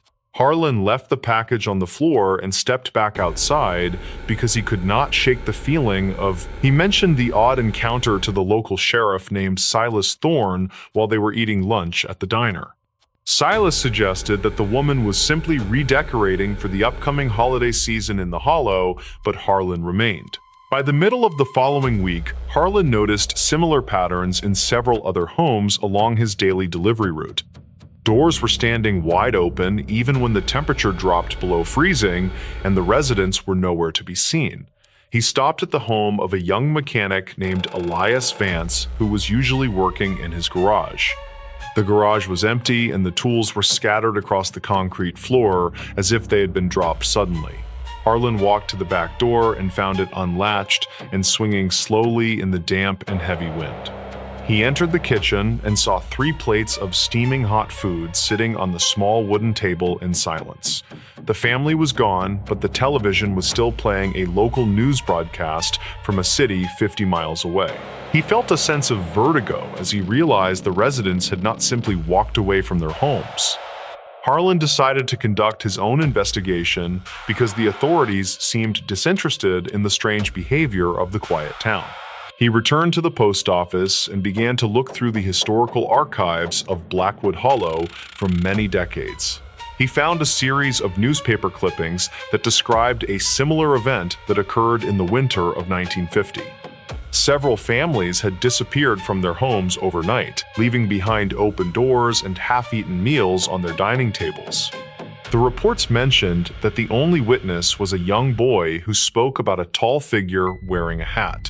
This figure reportedly walked through the streets and knocked on every door that was not properly secured with a bolt. Harlan realized that the current residents were following a tradition that they did not fully understand or even remember. They left their doors open because they believed it kept them safe from the thing that wanted to enter. He spent the next 3 nights watching the main street from the window of his small apartment above the pharmacy. The town was deathly quiet, and the only sound was the howling of the wind through the dark mountain passes. On the 3rd night, he saw a dark shape moving slowly between the houses on the far side of town. The figure was remarkably tall and wore a tattered coat that seemed to blend into the shadows of the trees. Harlan watched in horror as the figure approached the front door of the local grocery store and pushed it open. The figure emerged a few minutes later and moved toward the next house with a purposeful and steady gait. The next morning, he went to the grocery store to see if the owner, named Arthur, was still there. Arthur was sitting in the middle of the aisle, staring at the ceiling with a look of pure and absolute. He did not respond when Harlan called his name or when he shook him gently by the heavy coat. Harlan realized that the town was being harvested by something that used the open doors as an invitation to enter. The residents were not being taken by force, but were surrendering to a force they could not possibly hope. He returned to his apartment and finally did the one thing that no one in the town had ever. He closed his front door and turned the heavy brass deadbolt until he heard a loud and satisfying click. The scratching started at exactly midnight and continued for several hours as the entity circled the small and dark apartment. Harlan could hear the heavy breathing of the thing on the other side of the thin wooden door in silence. It whispered his name in a voice that sounded like the rustling of dry leaves in a very deep. The deadbolt held firm, and the scratching eventually stopped as the sun began to rise over the cold mountain. He finally gathered the courage to open the door and walk out into the streets of the hollow once more. The town was completely empty, and there was no sign of the residents or the tall figure in the... The open doors were still swinging in the wind, but the houses were now hollow shells of their former selves. The police files confirmed that 100 people disappeared without a single trace of a struggle or a crime. Harlan Reed still lives in a city where every door is locked, and he never forgets the open doors. The mystery remains as deep as the woods and as old as the fear of the dark and the... This story serves as a reminder that some traditions are actually chains that bind us to a very dark. The silence of Blackwood Hollow is the only legacy left behind for those who chose to leave doors open. Part 2. Everyone heard screams. Nobody called the police. Most violent crimes happen in the shadows of the night when no one is around to witness the actual struggle. This story is different because it happened in the middle of a crowded neighborhood where every single person was listening. The bystander effect is a documented phenomenon where people fail to help when others are present in a large group. In the autumn of 2021, a small community in Ohio learned how dangerous this silence can truly be. Vance Whitaker was a 45-year-old retired machinery operator who lived in a brick apartment complex in Ohio. He liked the quiet nature of the suburbs because it allowed him to focus on his gardening and local woodcraft. On the night of October 12, 2021, he was sitting in his living room watching a classic film. The complex was designed with a central courtyard where residents often gathered to talk during the warm summer months now. At approximately 10 o'clock that night, a piercing scream echoed through the courtyard and vibrated against the thin glass windows. Vance paused his movie and looked toward the window, but he did not see any movement in the dark shadows.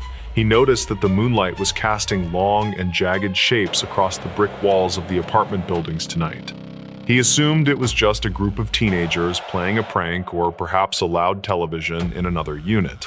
He waited for several minutes for a second sound, but the courtyard remained deathly silent under the dim yellow lights. The air was thick with the scent of damp leaves and the lingering smell of charcoal from a nearby grill. He decided to go back to his movie and ignored the nagging feeling that something was wrong in the complex. Another scream rang out 10 minutes later, followed by the sound of heavy footsteps running across the wet pavement below. Vance stood up and walked to his balcony, but he could only see the silhouettes of his neighbors looking out. No one was shouting for help, and no one was running outside to investigate the source of the terrifying noise. He saw the lights in the apartment across the way flicker on and then off as if someone was watching. Vance felt a sense of relief because he assumed his neighbors were already calling the police to report the disturbance. He sat back down on his worn leather sofa and tried to focus on the dialogue of the old film. The screaming stopped after 30 minutes and was replaced by the low hum of the wind through the courtyard trees. He went to bed shortly after midnight, convinced that the situation had been resolved by the local authorities already today. The next morning, he woke up to the sound of sirens and saw several police cruisers parked in the lot. Yellow crime scene tape was draped across the entrance to the courtyard where he had heard the screams last night. He walked outside and saw a group of his neighbors standing together with looks of deep confusion and mounting guilt. A detective named Silas Thorne began to knock on every door to ask if anyone had heard anything unusual recently. Vance told the detective about the screams and mentioned that he thought someone else had already called the emergency line. The detective looked at his notepad and informed Vance that not a single person in the complex had called them. There were 48 occupied units in the building, and every single resident admitted to hearing the screams that night. They all gave the same excuse that they assumed someone else would take the responsibility for calling the police now. The victim was a 30-year-old woman named Elena Vance, who worked as a night shift nurse nearby today. She had been attacked while walking from her car to the front door of her building in the open air. The investigation revealed that the attacker had stayed in the courtyard for over an hour because he knew no one. He had moved with a calculated slowness because he realized the neighbors were watching but doing nothing to stop him. The forensic team found several discarded cigarette butts near the bushes where the attacker had waited for his next move. The most disturbing part of the case was the realization that the screams were not actually coming from Elena Vance.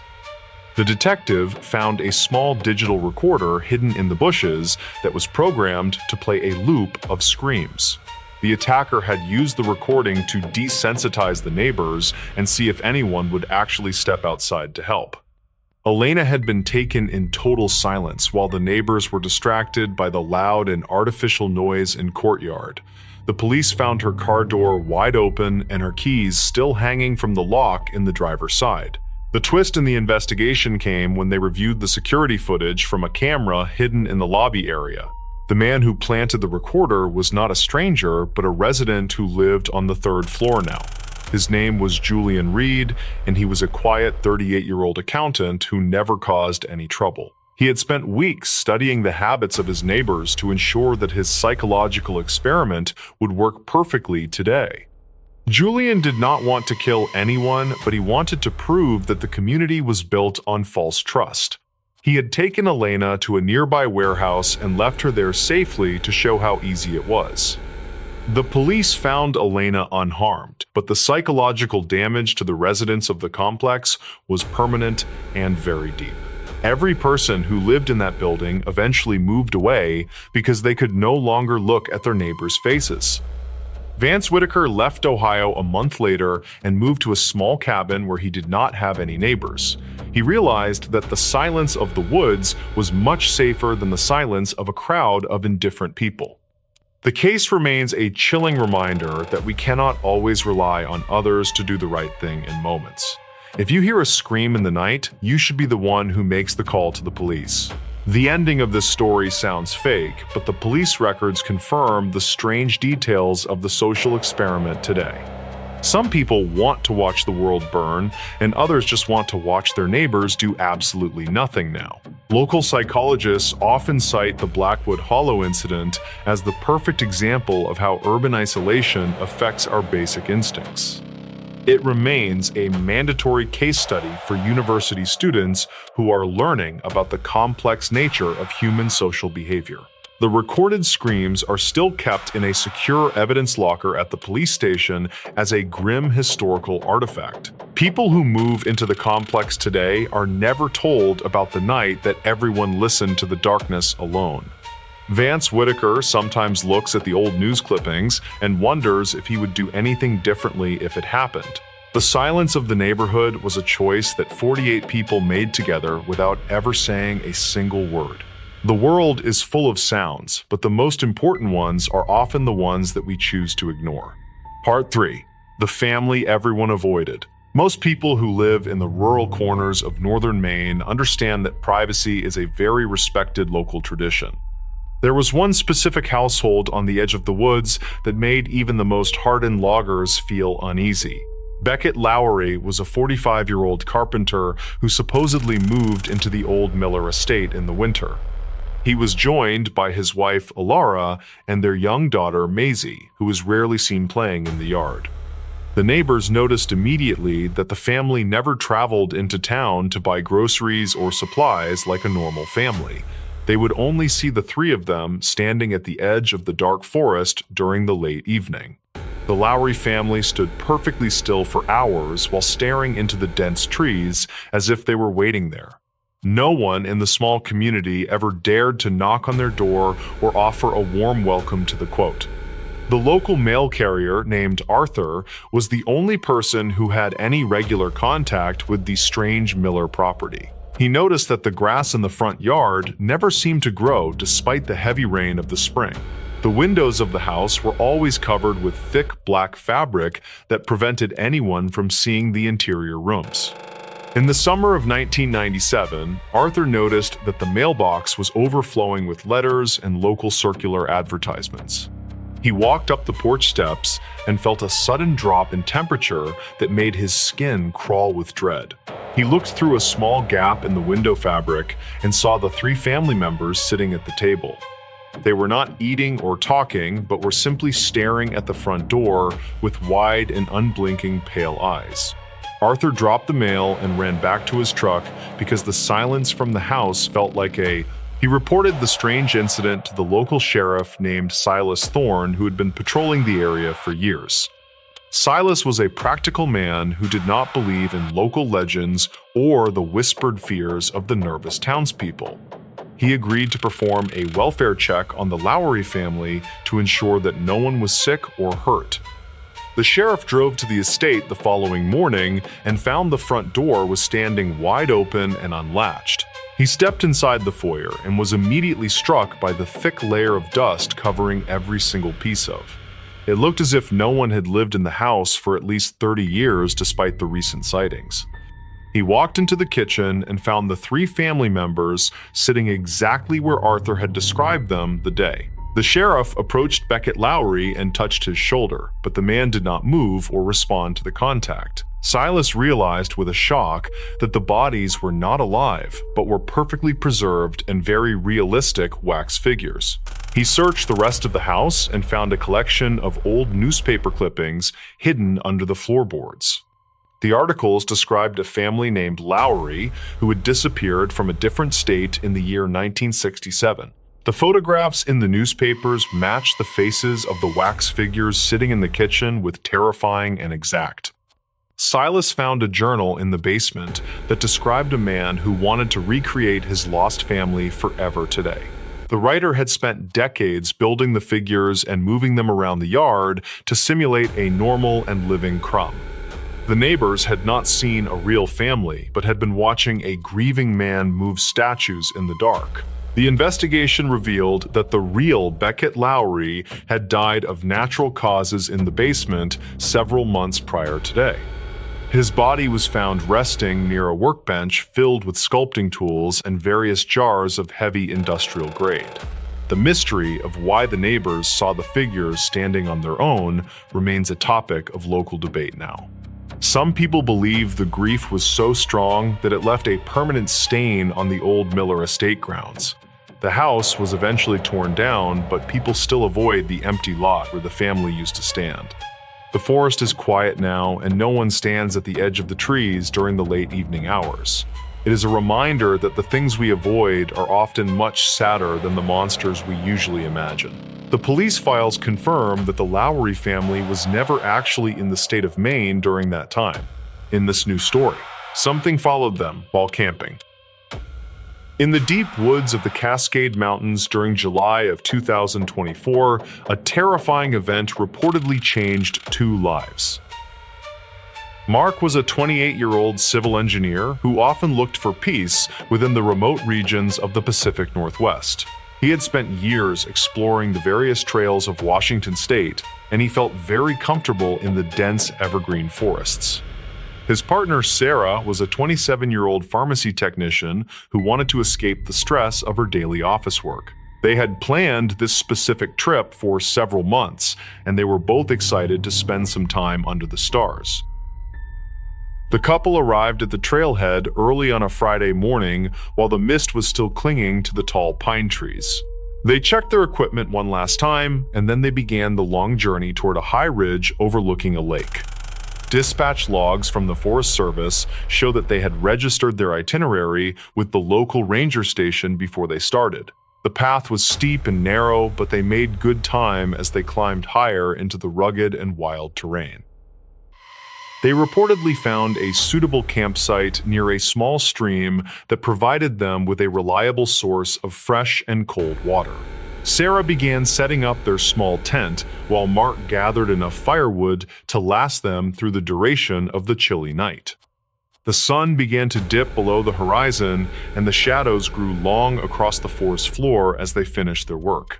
They didn't see anyone else on the trail that day, and they believed they were completely alone in the vast wilderness. While they were eating their dinner by the fire, Sarah mentioned that she felt a strange presence looming just beyond the light. Mark scanned the dark perimeter with his high-powered flashlight, but he didn't see anything unusual among the thick trunks of the trees. He told her that it was likely just a deer, or perhaps a small bear foraging for food in the nearby brush. They tried to relax, but the oppressive silence of the forest made them feel increasingly uneasy as the night grew much colder. State records later indicated that the couple went to sleep around 11 o'clock, but their rest was interrupted by a rhythmic tapping. Something was reportedly striking the side of their tent with a light and persistent force that sounded like a thin wooden stick. Mark sat up and listened intently to the sound, but it stopped as soon as he reached for his tactical camping knife. He didn't want to alarm Sarah, so he stayed quiet while he stared at the thin fabric of the tent wall. The next morning, they found several small stones placed in a perfect circle around the cold remains of their campfire from the night. Sarah was certain that those rocks were not there when they had gone to sleep, and she started to feel very afraid. Mark tried to find a logical explanation for the circle, but he couldn't think of any natural process that would do that. They decided to keep their original plan and hike further into the mountains, despite the growing sense of dread that they felt. County files from 2024 note that the couple felt a heavy presence following them as they moved up the trail. Every time they stopped to rest, they would hear the sound of branches breaking in the thick woods about 50 yards behind. Mark looked back several times, but the dense foliage made it impossible to see if a person or an animal was there. They couldn't explain why whatever was following them stayed just out of sight while maintaining such a consistent and frightening pace. As evening approached, they reached a high plateau that offered a wide view of the valley, but they didn't feel any safer. The wind began to pick up, and the temperature dropped rapidly as a thick layer of gray clouds moved over the peaks. They set up their camp in a small clearing, and they made sure to keep their gear very close to the tent. Sarah reportedly saw a tall and thin shadow move behind a large boulder, but it vanished before she could point it out. Investigators never confirmed the identity of the figure, but archived notes suggest that someone might have been living illegally in those woods. During the middle of the second night, the couple was woken up by the sound of heavy breathing just outside their tent. Mark didn't hesitate this time, and he shouted loudly to scare away whatever was standing right next to their sleeping heads. He heard something scramble away into the darkness, but the sounds were bipedal, and they definitely did not belong to a bear. The two hikers didn't wait for morning to arrive before they packed their essential items and started the long descent back down. They left their expensive tent and their heavy sleeping bags behind because they were terrified of staying in that location any longer. Every step they took felt like a race against an unseen predator that was watching them from the safety of the shadows. They reportedly reached their car as the first light of dawn began to touch the tops of the highest trees in Washington. A subsequent search by the local authorities found their abandoned gear, but there were no signs of a struggle at the camp. State records show that the case was eventually closed due to a lack of physical evidence or any identifiable suspects in the region. Records conflict regarding the number of similar reports, but some locals claimed that several other hikers had vanished in that specific area.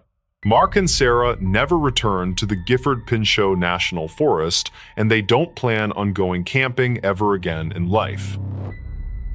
Local county files from 2024 describe the physical state of the abandoned items that the search party recovered near the ridge.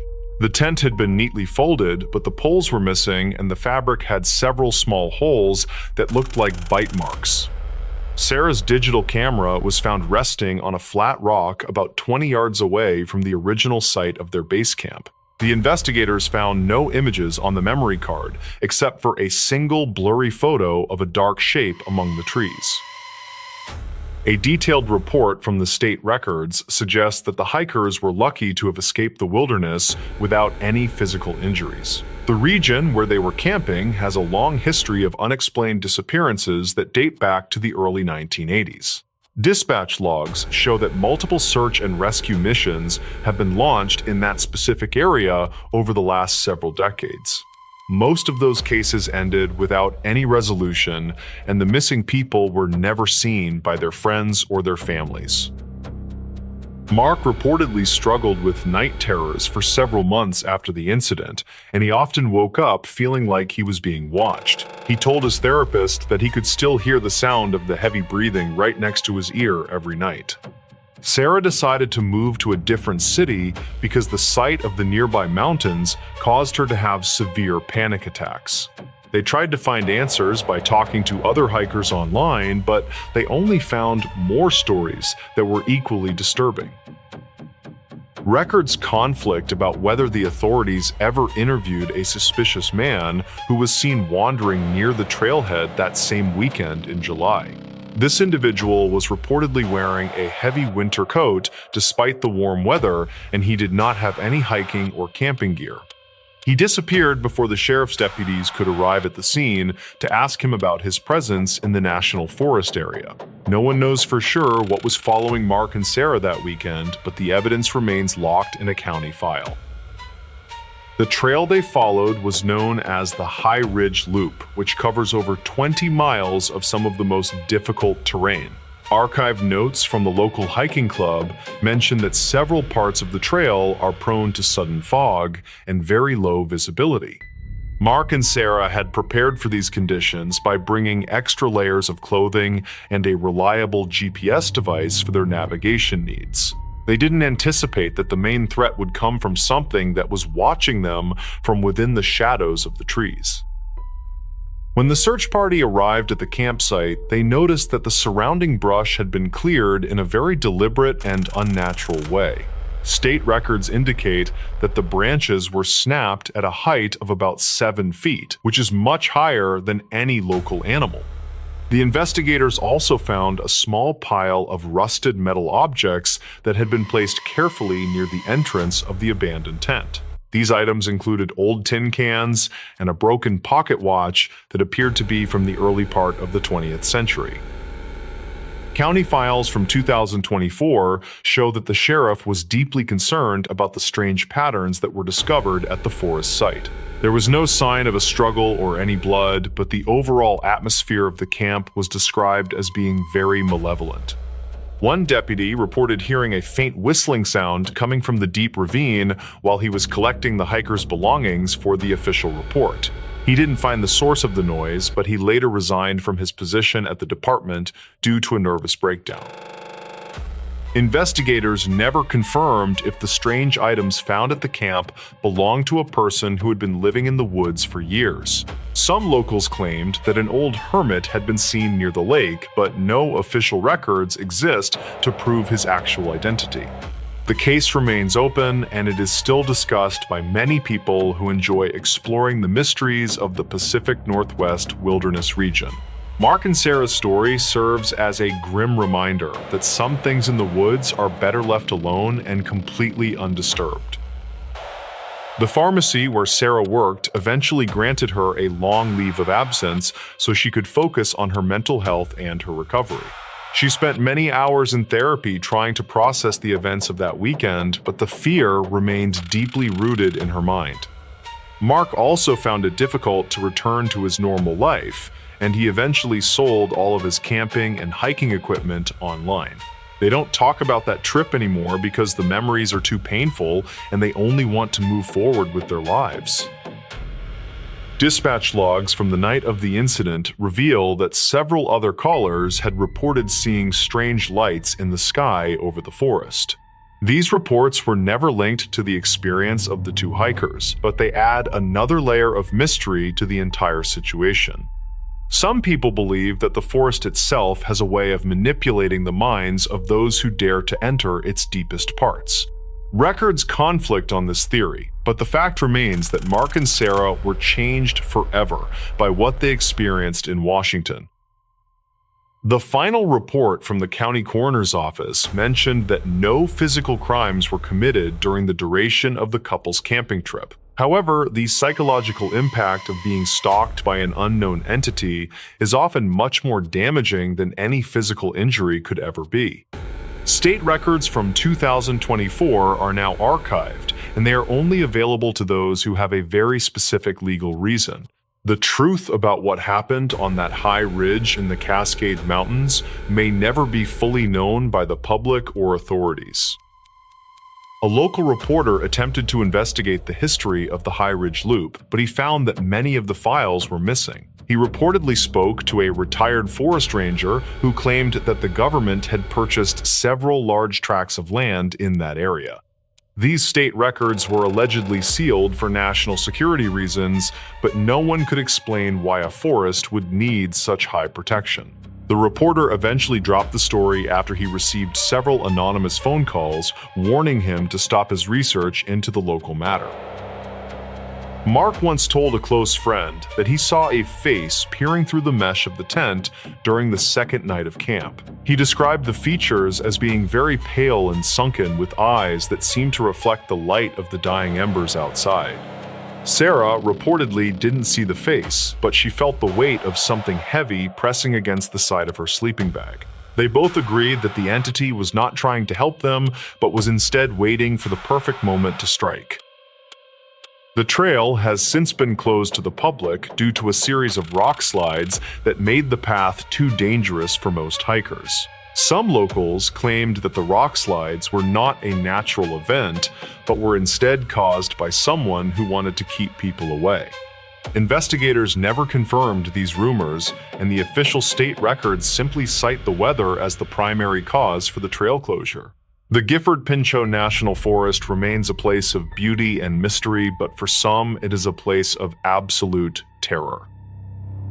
The county file from 2024 includes a series of photographs taken of the ground where the tent had been located. These images show a pattern of deep depressions that look like someone had been kneeling in the dirt for a long time. Investigators never confirmed what caused these marks, but they were certainly not made by any equipment that the hikers had brought along. Some locals claimed that this specific spot was known to be avoided by the native tribes who lived in the region. State records show that the case was officially moved to a cold status after 6 months of investigation yielded no new leads. The hikers tried to resume their lives, but the psychological scars were far more permanent than they could have ever possibly imagined. Sarah reportedly sold her house and moved to a city that was far away from any large forests or remote wilderness areas. Mark began to study the local history of the Cascades in an attempt to find some kind of peace or closure. He reportedly found several old newspaper articles that mentioned a similar incident occurring in the same general area back in 1982. Those records conflict with the official police reports of that time, which stated that the missing hikers had simply lost their way. However, the archived notes from the search team described finding the exact same circle of stones around the abandoned campfire. This detail was never released to the general public, and it remains a secret kept within the locked files of the county. The story of Mark and Sarah is a quiet but terrifying example of the unknown dangers that can lurk in our world. We like to think that we're safe when we enter the woods, but the truth is often much more complex and frightening. They don't have the answers they're looking for, and they likely never will find the truth about that cold July weekend. Sometimes the things that follow us out of the darkness are the things that we can never truly understand or explain away. In this news story, Washington's small-town horror stories that locals never talk about. Sultan, Washington remains a quiet region where the dense evergreens often hide the heavy morning mist in the early fall. Local residents usually avoid discussing the specific events that occurred near the edge of the Skykomish River during 2015. Records from the county sheriff indicate that several calls regarding unexplained activity originated from a single remote property that year. Investigators reportedly found the circumstances surrounding the inhabitants to be highly irregular based on the available dispatch logs from then. The following account details the documented experiences of 3 individuals who encountered something they simply could not easily explain. 32-year-old Mark Miller worked as a local timber surveyor who spent most of his days deep within the woods. He lived in a modest cabin with his younger brother David, who was 24 and worked as a seasonal mechanic. Their friend Sarah joined them during the autumn months to help renovate the aging structure before the harsh winter arrived. The group intended to finish the exterior repairs quickly so they could enjoy the isolation of the Washington wilderness. State records show that Mark had lived in the area for nearly a decade without reporting any significant safety issues. They did not realize that their presence on the property had been noted by someone or something in the brush. The dense forest surrounding the property was comprised of ancient cedar trees that effectively blocked out most of the natural sunlight. Archived notes from a previous land survey conducted in 2010 mentioned that the soil in this region was unusually soft. Mark discovered several sets of deep indentations in the earth that did not match any known wildlife species in the area. Some locals claimed that the property had a history of trespassing issues involving people who lived off the grid nearby. Investigators never confirmed the identity of these individuals because the dense terrain made tracking nearly impossible for the local authorities. The 3 friends began to feel a distinct sense of being watched from the dark shadows of the towering trees. Dispatch logs from late September 2015 indicate that Mark called the sheriff to report a series of loud metallic bangs. He stated that the noises seemed to originate from the corrugated metal roof of the tool shed behind the main cabin. David reportedly inspected the area with a high-powered spotlight, but he saw no one standing in the immediate vicinity. A county file from 2009 describes similar reports of vandalism that were never solved by the responding patrol officers. Sarah noted in her personal journal that the atmosphere on the property had changed from peaceful to something quite oppressive.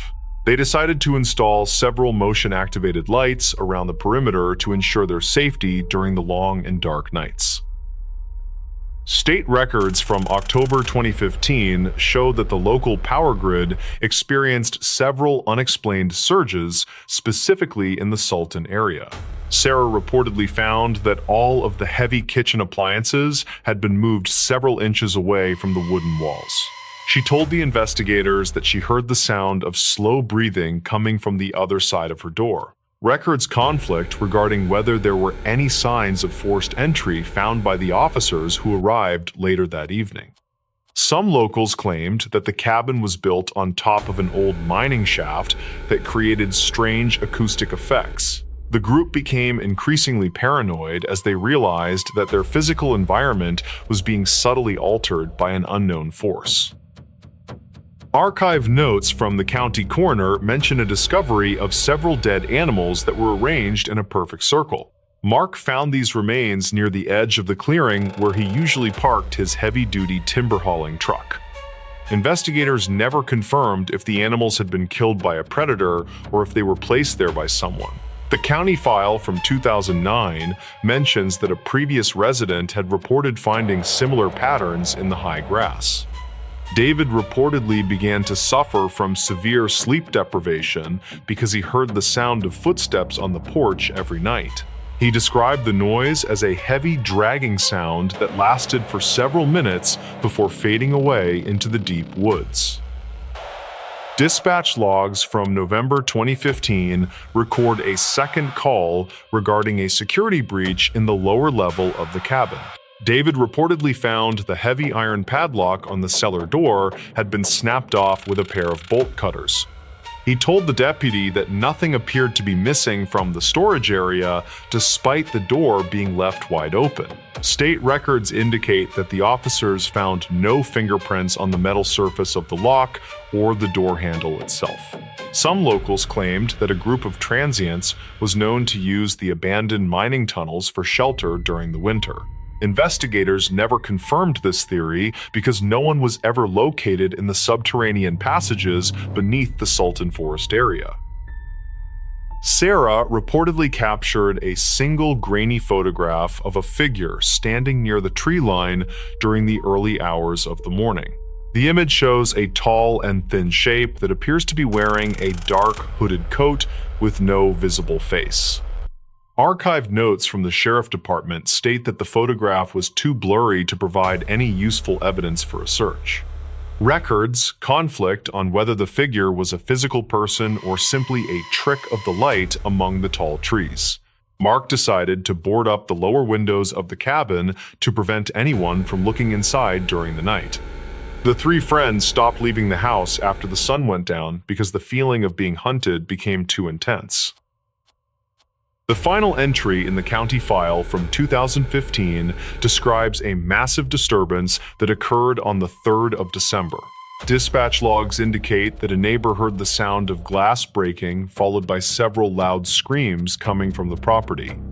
When the officers arrived, they found the front door standing open, and the interior of the cabin was in total disarray. State records show that a significant amount of blood was found on the kitchen floor, but no bodies were ever recovered. Investigators never confirmed the origin of the biological samples because the DNA profiles did not match any of the residents. Some locals claimed that they saw 3 people walking into the river, but these reports were never verified by the police. A massive search party was organized by the local community members who spent 3 weeks combing through the dense evergreen forest.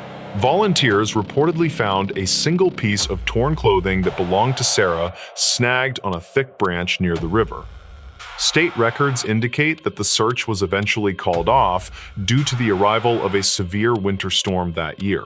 The investigators found several items of personal value scattered along a trail that led toward the highest peak in the region. Records conflict regarding whether the items were dropped in a hurry or if they were placed as markers for the police. No trace of Mark or David or Sarah was ever found despite the extensive efforts of the local search and rescue teams. The case remains unsolved in the archive notes of the Washington State Police as a mysterious disappearance with no clear motive. The property in Sultan was eventually sold to a private developer who demolished the cabin and cleared the surrounding forest area. County records from 2021 show that no further incidents have been reported on that specific piece of land since. People who live in the region still avoid the area near the Skycomish River when the heavy morning mist rolls in. They reportedly believe that some secrets are better left buried in the soft soil of the deep and dark Washington woods. The true fate of the 3 residents remains one of the greatest mysteries in the history of the small town. This "no way that's true" story turned out to be real. Most people in that small township thought the claim was a joke at first. A guy said his house kept calling itself from the future.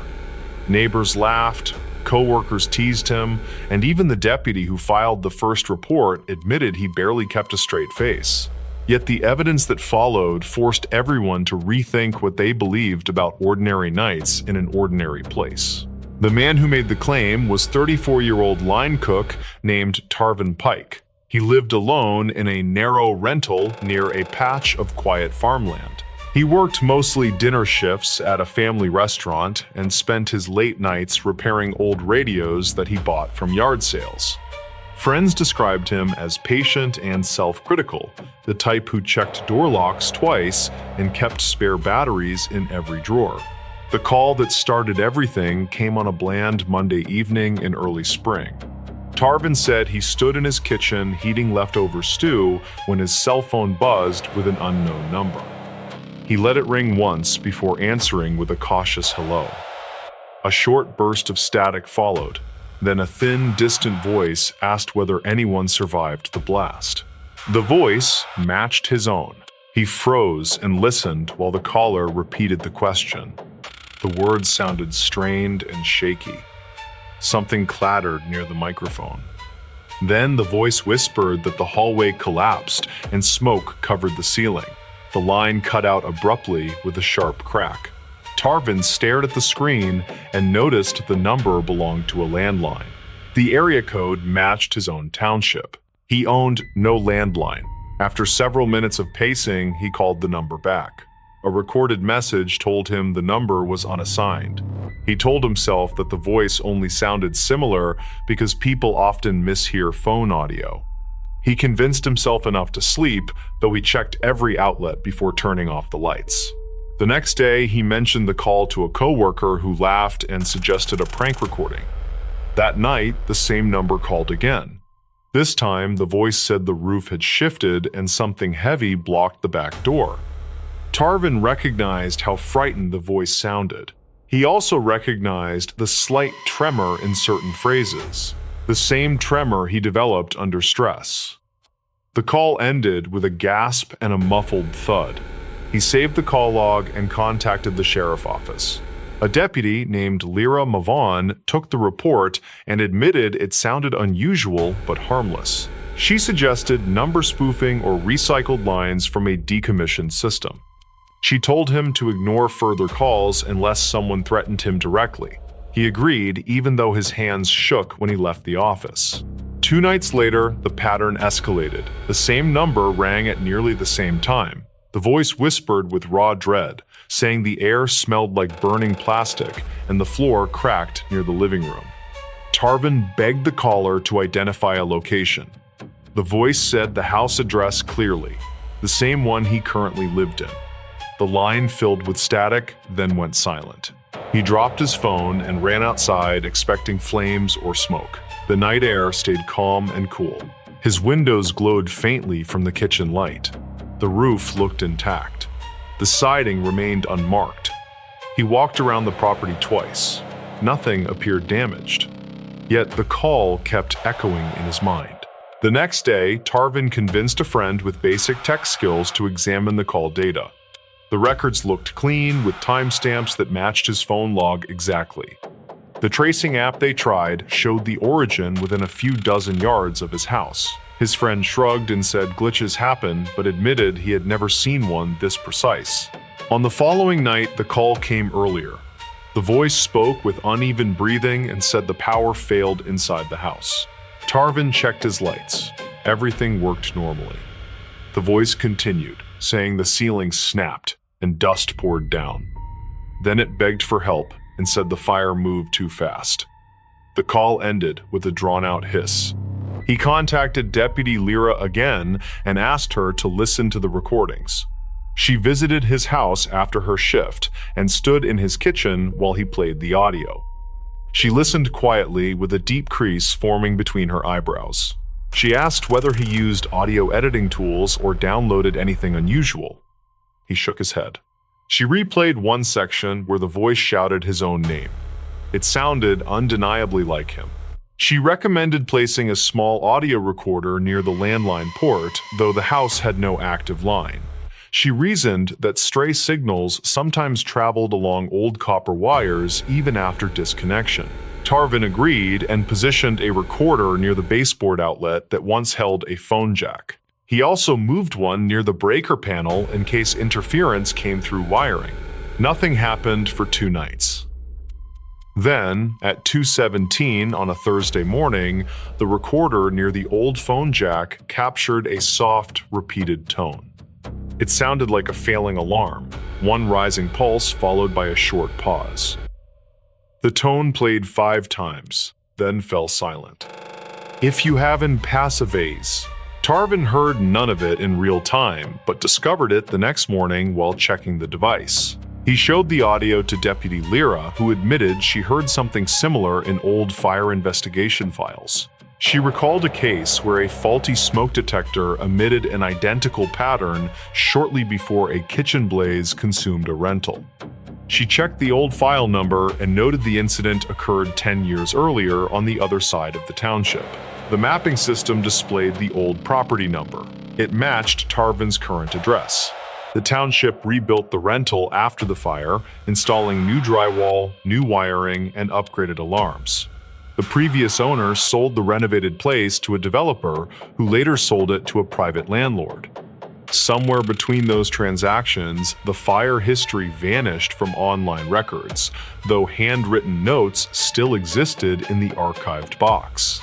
According to those notes, one witness claimed to hear someone shouting inside moments after the alarm failed. Fire crews arrived within 7 minutes. They found no bodies and no sign that anyone lived there at the time. The following night, the call returned with more urgency. The voice shouted that heat warped the hallway and the roof sagged. It said sparks leapt from the breaker panel.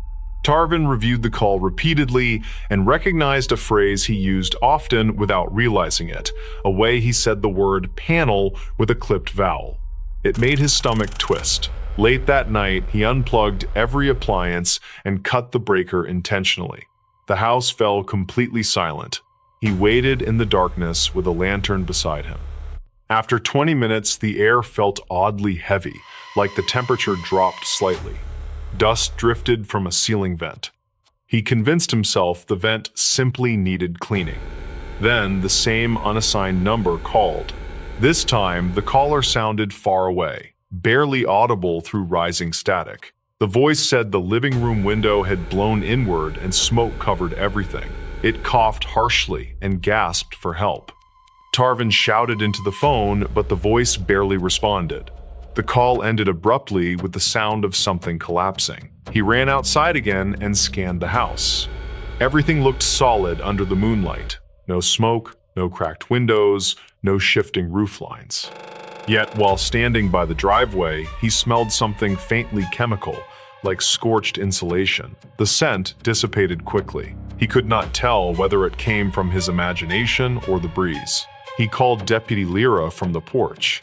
She arrived within minutes and stayed until after 2 in the morning. Together, they opened every cabinet, checked the attic hatch, and inspected the breaker panel. The wiring looked normal. No scorch marks appeared anywhere. Yet both admitted hearing a soft ticking in the living room that neither could trace. The ticking stopped whenever they approached, then returned faintly when they stepped back. Over the next few days, the calls lessened and then stopped entirely. Tarvin recorded no further strange tones or voice messages. The air inside the house returned to its usual dry stillness.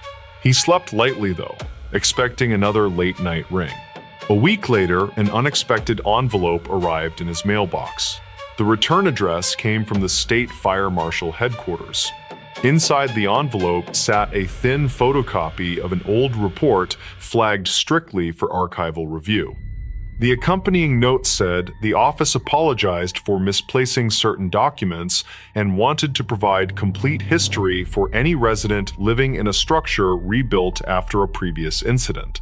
The report detailed the blaze from a decade earlier.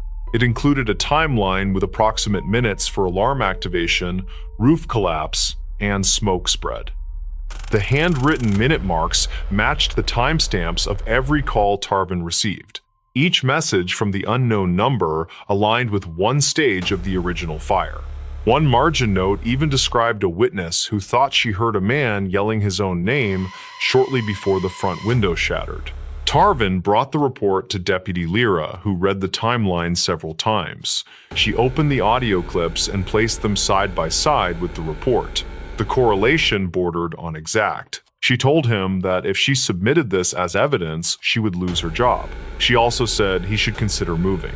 He moved out within a month. The landlord never disclosed new tenants. The house sat dark for weeks before lights returned sporadically. Neighbors said they sometimes saw a figure in the kitchen window late at night, though no cars parked in the driveway. Deputy Lyra kept a copy of the recording logs in her desk drawer. Occasionally, she played them quietly at the end of her shift.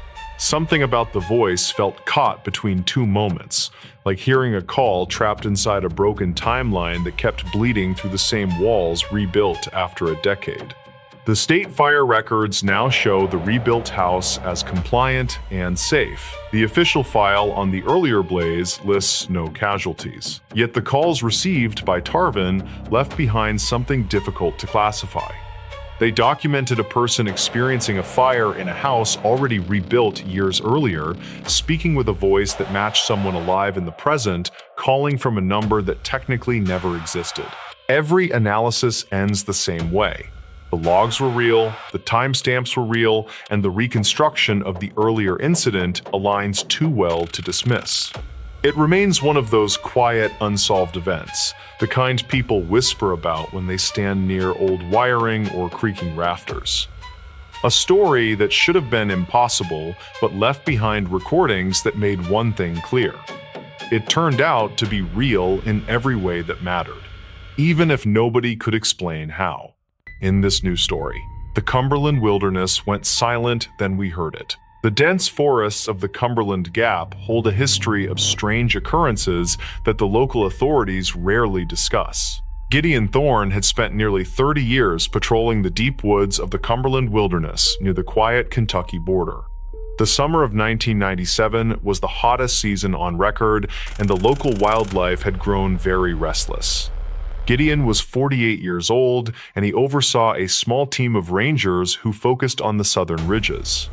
His job required him to manage the safety of hikers who often underestimated the complexity of the ancient limestone caves. He carried a heavy radio and a notebook filled with the coordinates of every hidden spring in his large sector. A wildlife researcher named Beckett Sterling arrived at the ranger station during the first week of August to study birds. Beckett was 32 years old, and he specialized in bioacoustics, which is the study of natural forest sounds. He told the ranger he wanted to record the rare owls that lived in a remote valley called Blackwood Hollow. Gideon checked his permits and reminded the young man that the hollow was known for its unusually thick morning fog. Beckett just smiled, and he adjusted the straps on his large pack before heading toward the dark forest trail ahead. The ranger watched the researcher disappear into the tree line, and he felt a familiar weight of concern in chest. The first 5 days of the expedition passed without any major issues, and the weather remained remarkably clear and sunny. Beckett sent a brief radio check-in every evening at exactly 6 o'clock to confirm his location and safety. On the night of August the 6th, the radio remained silent, and Gideon could not reach the young man back. The ranger waited until the following morning before he organized a small search party to head into the Blackwood Hollow. They started their investigation at the last known coordinates that Beckett had provided during his final successful radio check-in. The searchers found the campsite tucked away in a grove of ancient hemlock trees that were covered in thick moss. The tent was still zipped shut, and all of the expensive recording equipment was sitting on a folding wooden table. Gideon noticed that the entire forest was eerily quiet, and not a single bird was singing in the morning light. There were no signs of a struggle, and the food supplies belonging to Beckett were still sealed in plastic bags. The search party expanded their perimeter, but they could not find any footprints or broken branches in the surrounding area. Gideon found a digital recorder that was still running, and he put on the headphones to listen to the print. The audio file started with the normal sounds of the forest, including the wind in the trees and distant owls. At exactly midnight on the recording, the woods went completely silent, as if someone had turned off a giant switch. The silence lasted for nearly 4 hours, and the only sound was the faint hum of the internal electronic components. Then a rhythmic tapping started to echo through the speakers, and it sounded like a person using a heavy hammer. Beckett could be heard whispering into his microphone about a large shadow that was moving through the trees near camp. He described a figure that was at least 8 feet tall, and it moved without making any sound on leaves. The researcher sounded terrified, and he said the creature was mimicking the sound of his own voice back to him. According to the recording, the being stood just outside the tent, and it repeated the exact words Beckett spoke. The final entry ended with a loud, metallic screech and the sound of something heavy being dragged across the ground. Gideon felt a chill go down his spine as he realized that the researcher was not alone in Hollow. The search party spent the next 3 days scouring every inch of the valley, but they found absolutely nothing new. Gideon decided to review the archived dispatch logs from the early 1970s to see if this happened before then. He discovered that 3 other researchers had vanished in Blackwood Hollow under the exact same circumstances during the summer months. Each case involved a period of total forest silence, followed by reports of strange voices echoing through the limestone caves. Gideon realized that the hollow acted like a natural echo chamber that could capture and repeat sounds for many years. He returned to the campsite one last time, and he began to tap on the nearby rock walls with shovel. He heard a human voice whisper his name from deep within the stones, and it sounded exactly like Beckett Sterling. The ranger followed the sound toward a narrow opening in the cliff face that was hidden behind a thick waterfall. He squeezed through the gap, and he found himself in a large cavern that was filled with old recording gear. The equipment was decades old, and it had been carefully organized by someone who knew exactly how it all worked. Gideon found a final journal entry from a missing ranger who had disappeared in 1974 near the hollow. The writing described a group of beings who lived in the caves and used sound to hunt their human prey. These creatures could perfectly mimic the voices of loved ones to lure people away from their safe and marked trails. Gideon realized that Beckett had been tricked into following a voice that sounded like a friend calling for help. He saw a pile of bones in the corner of the cave that belonged to many different people, and the ranger managed to escape the cavern just as the rhythmic tapping started to echo through the dark stone walls. He ordered the entire Blackwood Hollow to be sealed off from the public, and he declared it a danger. The official report stated that Beckett Sterling had likely fallen into an unmarked sinkhole during a sudden and violent storm. Gideon knew the truth was much more unsettling because the mountain was still holding the voices of the lost hikers. He retired from the service a year later, and he moved to a quiet town where the ground was.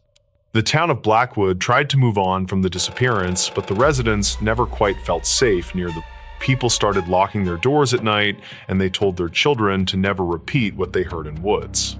Gideon Thorne spent his remaining years studying the science of acoustics, and he tried to understand the mountain and its. He kept a copy of the final recording, and he often listened to the way the voice shifted and changed. Some people say that the observers are still out there, and they are still waiting for the next curious hiker. The legends of the Cumberland wilderness continue to grow, and more people report hearing voices in the high mountain air. Every August, the rangers notice an increase in the reports of rhythmic tapping coming from the deep limestone caves. They stay on the lower trails, and they never go into the hollow after the sun has set at. The case remains open in the dusty files of the sheriff's office, but no new evidence has been found. The forest remains thick, and the secrets of the Cumberland Gap are buried deep within the cold gray stone. Gideon often wondered if Beckett was still in the cave, and if he was still calling out for someone. He knew that some mysteries are better left alone in the dark corners of the world, where the wind. The investigation into the recording gear revealed that the machines had been modified with parts that were not commercially available.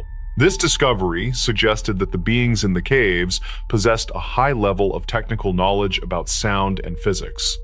Gideon realized that the creatures were not just animals, but were a highly evolved species that lived in the dark. He spent his final days writing a book about the experience, but he never shared the most terrifying details with. He died in 2024, and he left his collection of audio tapes to the local Historical Society archives. The researchers who studied the tapes found that the voices in the background were actually speaking a very old language. It appeared that the beings had been living in the Cumberland Gap for thousands of years before the settlers arrived. This realization changed the way the community viewed the mountains and the legends that had been told for generations. The mystery of the Cumberland silence remains unsolved, and the files are still locked in the ranger station basement. The town of Blackwood remains a quiet place, but the residents always listen closely when the woods go silent suddenly. They know that the mountain has a memory, and it never forgets a sound that it has heard before. Silas Thorne occasionally visits the old trailhead, and he leaves a small offering of electronics or metal on the rocks. He says it is a way to acknowledge the power of the mountain and its silent and ancient watchers. Some people laugh at him, but others bring their own gifts to the edge of the dark and thick forest. The Hollow seems to accept these items, and the number of disappearances has decreased significantly over the last few years.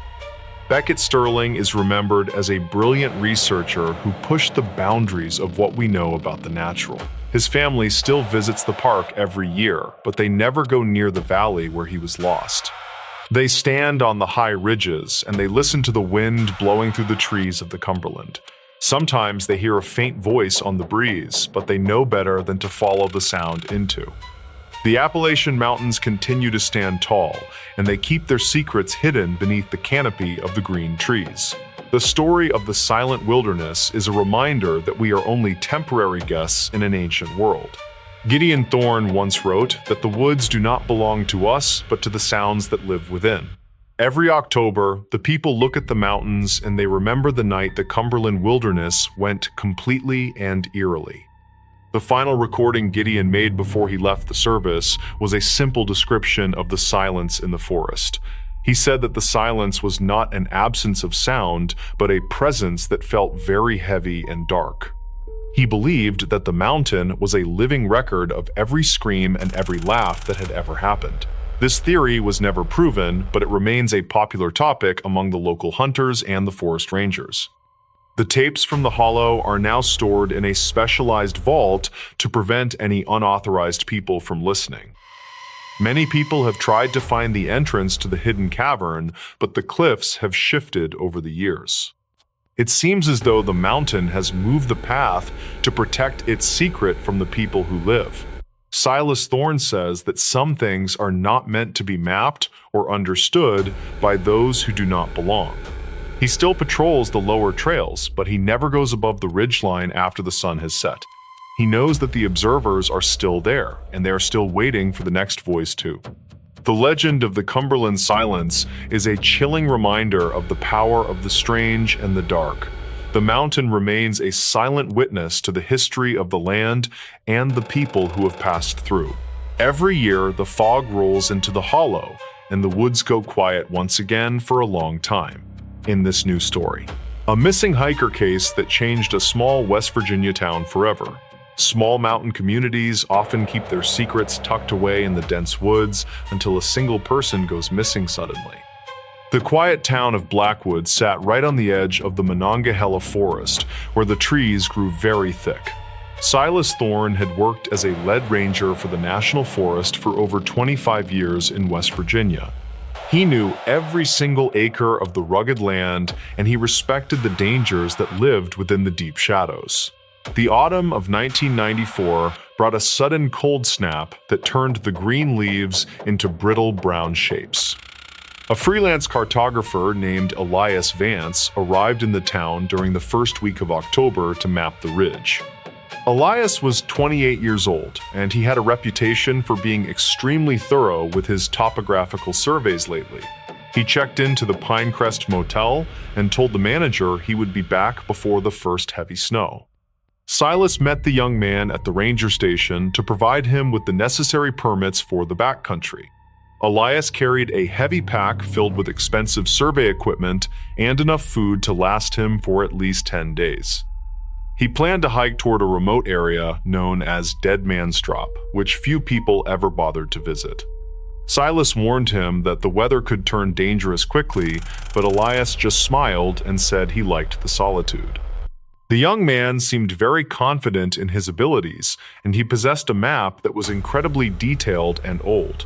Silas watched the cartographer disappear into the tree line, and he felt a strange sense of unease in his chest. The first week of the expedition passed without any issues, and the weather remained remarkably clear and quite sunny for October. Elias was expected to return to the town by the 20th of the month to submit his preliminary survey findings. When the 21st of October arrived without any sign of the young man, the motel manager contacted the authorities. Silas organized a search party consisting of local volunteers and several experienced deputies from the nearby sheriff office in town. They started their investigation at the trailhead where the old blue truck belonging to Elias was still parked and abandoned. The vehicle was covered in a thick layer of pine needles, and the interior appeared to be completely undisturbed by anyone. Silas found a set of spare keys hidden in the wheel well, and he opened the door to check the glove box. Inside, he found a journal that contained several entries about the unusual geological features of the northern ridge and the cliffs. Elias wrote that the compass readings in the area near Dead Man's Drop were becoming increasingly erratic and very difficult. The search party began the long hike into the wilderness, while a light rain started to fall from the gray clouds. They followed the marked trail for 3 miles before they reached the point where Elias had planned to go off. Silas noticed that the undergrowth in this part of the forest was unusually thick, and it looked very dark indeed. The searchers moved in a grid pattern, and they shouted the name of the missing man into the cold mountain air.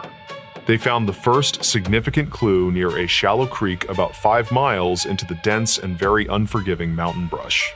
A bright orange survey marker was tied to a low branch, but it had been shredded by something with claws. Silas knelt down to examine the damp ground, and he noticed several deep impressions that did not look like footprints. These marks were elongated, and they seemed to sink deep into the mud, as if the creature was very heavy. The search party pushed deeper into the wilderness as the sun began to dip below the jagged horizon of peaks.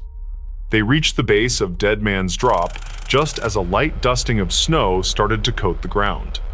One of the volunteers shouted when he spotted a dark shape huddled beneath a natural rock overhang near the cliff. It was the heavy backpack that belonged to Elias Vance, but the young man was nowhere to be found nearby.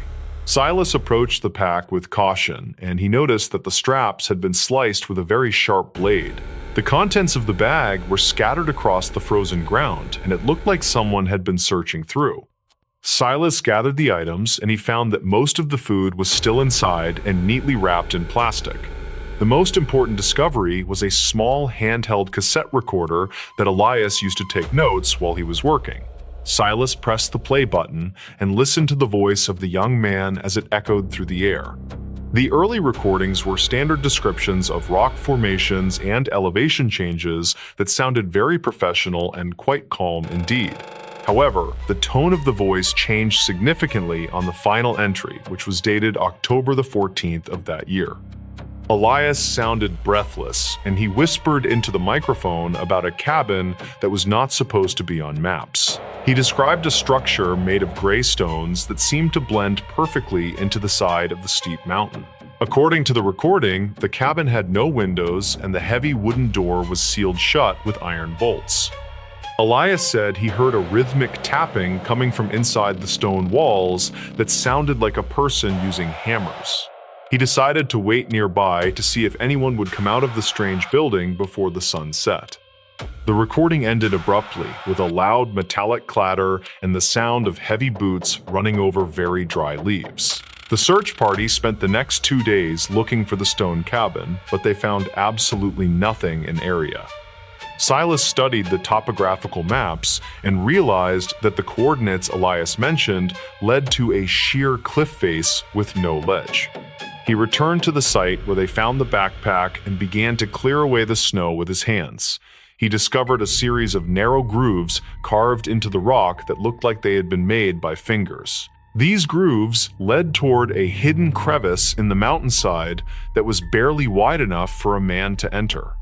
Silas squeezed through the opening and found himself in a small, natural cavern that felt surprisingly warm despite the weather. The walls were covered in charcoal drawings of the surrounding forest and detailed maps of the town of Blackwood below. In the center of the cave sat a pile of survey equipment that had been smashed into hundreds of pieces. Silas found a final notebook page tucked into a crack in the stone wall that contained a single sentence. It stated that the mountain was not made of rock, but of something that was still breathing and hungry. The search for Elias Vance was officially called off after a massive blizzard buried the entire ridge under snow. Silas spent his final days as a ranger reviewing the dispatch logs from the night Elias recorded his final message. He discovered that several residents of Blackwood had reported hearing a strange rhythmic tapping coming from the floorboards of homes. These reports were dismissed at the time as settling foundations or the sound of woodpeckers in the nearby forest trees. Silas realized that the tapping Elias heard in the mountains was the same sound that was haunting the town below. He revisited the cavern one last time before he retired, but the entrance had been sealed by a rock slide. The maps that Elias had drawn on the cave walls suggested that the mountain was slowly expanding toward the town. Silas noticed that the distances between the trees near the trailhead were slightly different than they were 10 years ago. It seemed as though the earth itself was stretching and moving in a way that defied all known laws of. The disappearance of the young cartographer remained a cold case, and the files were eventually moved to a dusty basement. The town of Blackwood tried to move on from the tragedy, but the residents never quite felt safe in homes. Every year on the anniversary of the disappearance, the local sheriff noticed an increase in reports of strange tapping sounds. The town of Blackwood was never the same after the disappearance of the young man who came to Map Wilderness. People started locking their doors at night, and parents told their children to stay away from the edge of woods. Silas Thorne retired from the ranger service a year later because he could not stop thinking about the rhythmic tapping. He moved to a different state, but he still kept a copy of the final recording in a desk. Some of the locals claimed they saw a figure watching the town from the high ridges during the cold months. These witnesses described a tall man who carried a survey pole and moved with a strange and very jerky gait. No body was ever recovered, and the stone cabin remained a mystery that the mountain refused to give up. The disappearance of Elias Vance became a local legend that served as a grim reminder of the power of nature. Some things are simply not meant to be mapped or understood by the people who live in the world. The Monongahela Forest continues to grow over the old trails, and the secrets of the ridge remain buried in time. Silas often wondered if Elias was still out there somewhere tapping on the stones of a cabin that lived. He knew that some mysteries are better left alone in the dark corners of the world where the wind. The case remains open in the dusty files of the sheriff's office, but no new evidence has ever been. Every October, the people of Blackwood remember the cartographer who vanished into the Gray Mountain, and they stay inside. The forest grew thicker around the old ranger station, and the trail to Dead Man's Drop was eventually closed forever. Silas occasionally received letters from old friends in Blackwood who claimed the mountain was appearing closer to the town center. They sent photographs of the horizon that showed the jagged peaks towering over the rooftops in a very threatening way. Silas looked at his old maps, and he realized that the town of Blackwood was no longer where it started. The entire valley had shifted several miles to the north, according to the latest satellite imagery and the local surveys. He remembered the charcoal drawings in the cave, and he realized that Elias had been trying to warn the town. The breathing that the cartographer mentioned was not a metaphor, but a literal description of the earth beneath their feet. Silas finally burned the final recording and the notebook page because the sound of the tapping was becoming too loud. He spent his remaining years in a quiet house far from the mountains where the ground was flat, and the mystery of the vanishing hiker remains one of the greatest unexplained events in the history of the small town. People still whisper about the man who tried to map the heart of the mountain and found something else. The stone cabin is still out there waiting for the next traveler to stumble upon its cold and windowless walls. In this new story, home alone during a snowstorm, then someone knocked. The winter of 2018 brought a historic blizzard to the Catskill Mountains that stranded many residents for several days. 24-year-old Emily Vance was a freelance graphic designer who had rented a remote cabin to finish her work. She reportedly planned to stay for 14 days, but a heavy snowstorm began to bury the house on the third night. According to dispatch logs from the Sullivan County Sheriff, she made a call regarding an unidentified visitor late that same evening. County files from 2018 indicate that the cabin was located miles away from the nearest neighbor in a dense forest. Emily had stocked up on supplies because she didn't want to leave the property until her big project was finally finished. The electricity reportedly failed around 10 o'clock at night as the wind speeds reached 50 miles per hour outside the cabin. She used a small kerosene lamp to light the living room while she listened to the sounds of the heavy wooden structure. A state record mentions that the temperature inside the home dropped to 40 degrees within just a few hours of the outage. Emily was huddled under several blankets when she first heard a soft, rhythmic tapping against the heavy oak front door that night. She initially dismissed the sound as a tree branch because the storm was shaking the entire foundation of the small mountain cabin. However, the knocking became much louder and more deliberate, as if someone was trying to get her attention through the thick wood. Dispatch logs from that evening show that Emily called the local authorities at exactly 11:22 to report a suspicious person. The operator reportedly told her that no patrol cars could reach her location until the snowplows cleared the main access road. Emily grabbed a heavy kitchen knife and moved toward the window to see if anyone was standing on the covered front porch. The glass was completely covered in thick frost, which prevented her from seeing anything beyond the blurry reflection of her own face. The sound of the knocking suddenly moved from the front door to the back of the house near the small kitchen area. Emily reportedly felt a sense of dread because the back door was much thinner and the lock wasn't as secure as before. She stayed in the middle of the room because she didn't want to be near any of the large glass windows or doors. The operator could hear the sound of something heavy hitting the side of the house while Emily was still on the phone. State records described this sound as a blunt impact that was strong enough to shake the kitchen cabinets and rattle the plates. Archived notes from the following investigation state that the knocking continued for nearly 20 minutes without any verbal response from outside. Emily shouted through the door, but she didn't hear any voice over the sound of the wind screaming through the frozen trees. Some locals claimed that a drifter had been seen walking along the highway several miles south of the cabin earlier that day. Investigators never confirmed the identity of this individual or if they had the equipment to survive in such a brutal winter storm. The state records indicate that the footprints found later were far too large to belong to any of the local forest residents. Records conflict regarding whether the front door had been tampered with or if the locks were simply frozen shut from the ice. Morning light revealed a strange scene that the investigators would later document in a detailed county file from 2019 for court.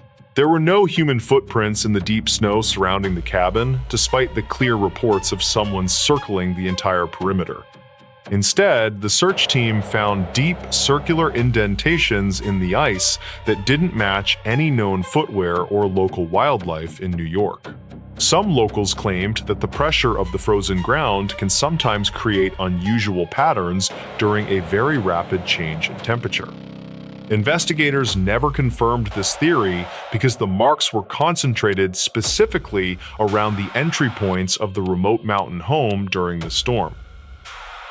Archived notes from the lead detective suggest that someone might have used stilts or another device to avoid leaving recognizable human tracks. The investigation turned to the history of the property, which had been built on an old logging site from the 1950s. County files indicate that the land had been the subject of many legal disputes regarding the boundaries of the neighboring state park. A state record from 2012 mentions a similar incident where a previous tenant reported hearing rhythmic knocking during a heavy rainstorm. Some locals claimed that the cabin was built over a natural vent that produced strange acoustic effects when the wind was strong. Investigators never confirmed if the sound of the knocking was a physical person or just a very rare environmental phenomenon of nature. Records conflict about whether the previous tenant had actually seen a figure standing in the woods before they decided to move out. Emily decided to leave the cabin immediately after the roads were cleared because she didn't feel safe staying there any longer alone. She reportedly told the investigators that she felt like someone was watching her from the tree line as she packed her car. Dispatch logs from the following week show that she called once more to report a strange vehicle parked at the gate entrance. When the deputies arrived, they found a set of archived notes sitting on the passenger seat of an abandoned and rusted truck. These notes belonged to a former surveyor who had disappeared in the same region during a similar winter storm in 2011. State records describe the surveyor as a very experienced man who knew the mountain trails better than almost anyone else in the county. The discovery of the abandoned truck led the investigators to believe that the two cases might be connected by a single individual. However, there were no signs of life inside the vehicle, and the engine had been cold for at least several months already. Some locals claimed that they had seen the old truck moving through the woods at night without any of its headlights turned on. Investigators never confirmed these sightings because the mechanical condition of the vehicle made it impossible for it to be driven by anyone. County files from 2019 show that the truck was registered to a man who had passed away over 10 years earlier. This data conflict caused a lot of confusion for the detectives who were trying to find a logical explanation for recent events. Emily moved back to the city, but she reportedly continued to have nightmares about the rhythmic knocking on the heavy oak door. She couldn't forget the way the house shook or the feeling that something was trying to find a way inside the warm cabin. Dispatch logs reveal that several other residents in the Catskill Mountains reported similar sounds during the remainder of the winter of 2018. Every report mentioned the same pattern of knocking, followed by a period of silence and then a heavy blow against the walls. State records never identified a suspect or a group of people who might have been responsible for these strange and terrifying events. The case remains an open file in the county office because the physical evidence doesn't support a clear conclusion for the record. The archived notes from the surveyor's truck contained several maps of the region with specific locations marked with a small red circle. One of these circles was located exactly at the coordinates of the cabin where Emily had been staying during the winter blizzard. State records indicate that the surveyor was investigating reports of strange ground vibrations that were occurring deep within the mountain forest area. He reportedly believed that these vibrations were caused by a hidden geological feature that had never been properly documented by the government. Some locals claimed that the sounds were much more frequent during the winter months when the ground was frozen and the air thin. Investigators never confirmed the existence of any such feature because the terrain was too dangerous to explore with the heavy drilling equipment. County files from 2020 include a summary of the forensic evidence found on the exterior of the mountain cabin after the snow.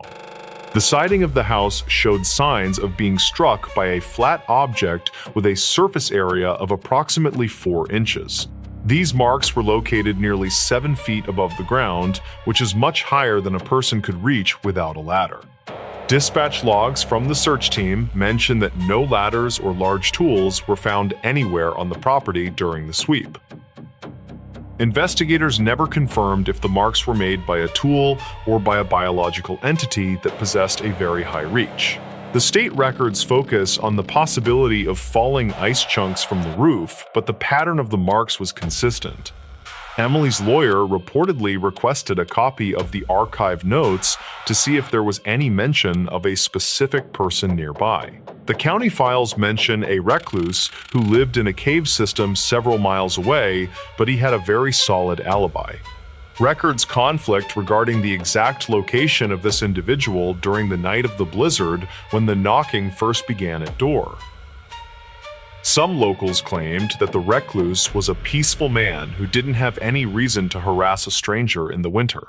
Investigators never confirmed his involvement, and he eventually stopped cooperating with the local sheriff's department after the first few rounds of questioning. The lack of a clear suspect made it impossible for the state to file any formal charges in the case of Emily. A final review of the dispatch logs from 2018 revealed a third call that had been dropped due to poor signal. In this short recording, Emily sounded much more panicked, and she mentioned seeing a shadow moving across the frosted glass of window. She reportedly said that the shadow was too thin to be a person, and it seemed to glide rather than walk on. Investigators never confirmed the presence of such a figure, and they attributed the sighting to the high stress of the dangerous situation. State records indicate that the cabin was sold later that year to a developer who planned to tear it down and build. The new owner reportedly found a collection of small stones arranged in a circle on the porch after the first light snow. These stones were perfectly smooth, and they didn't match any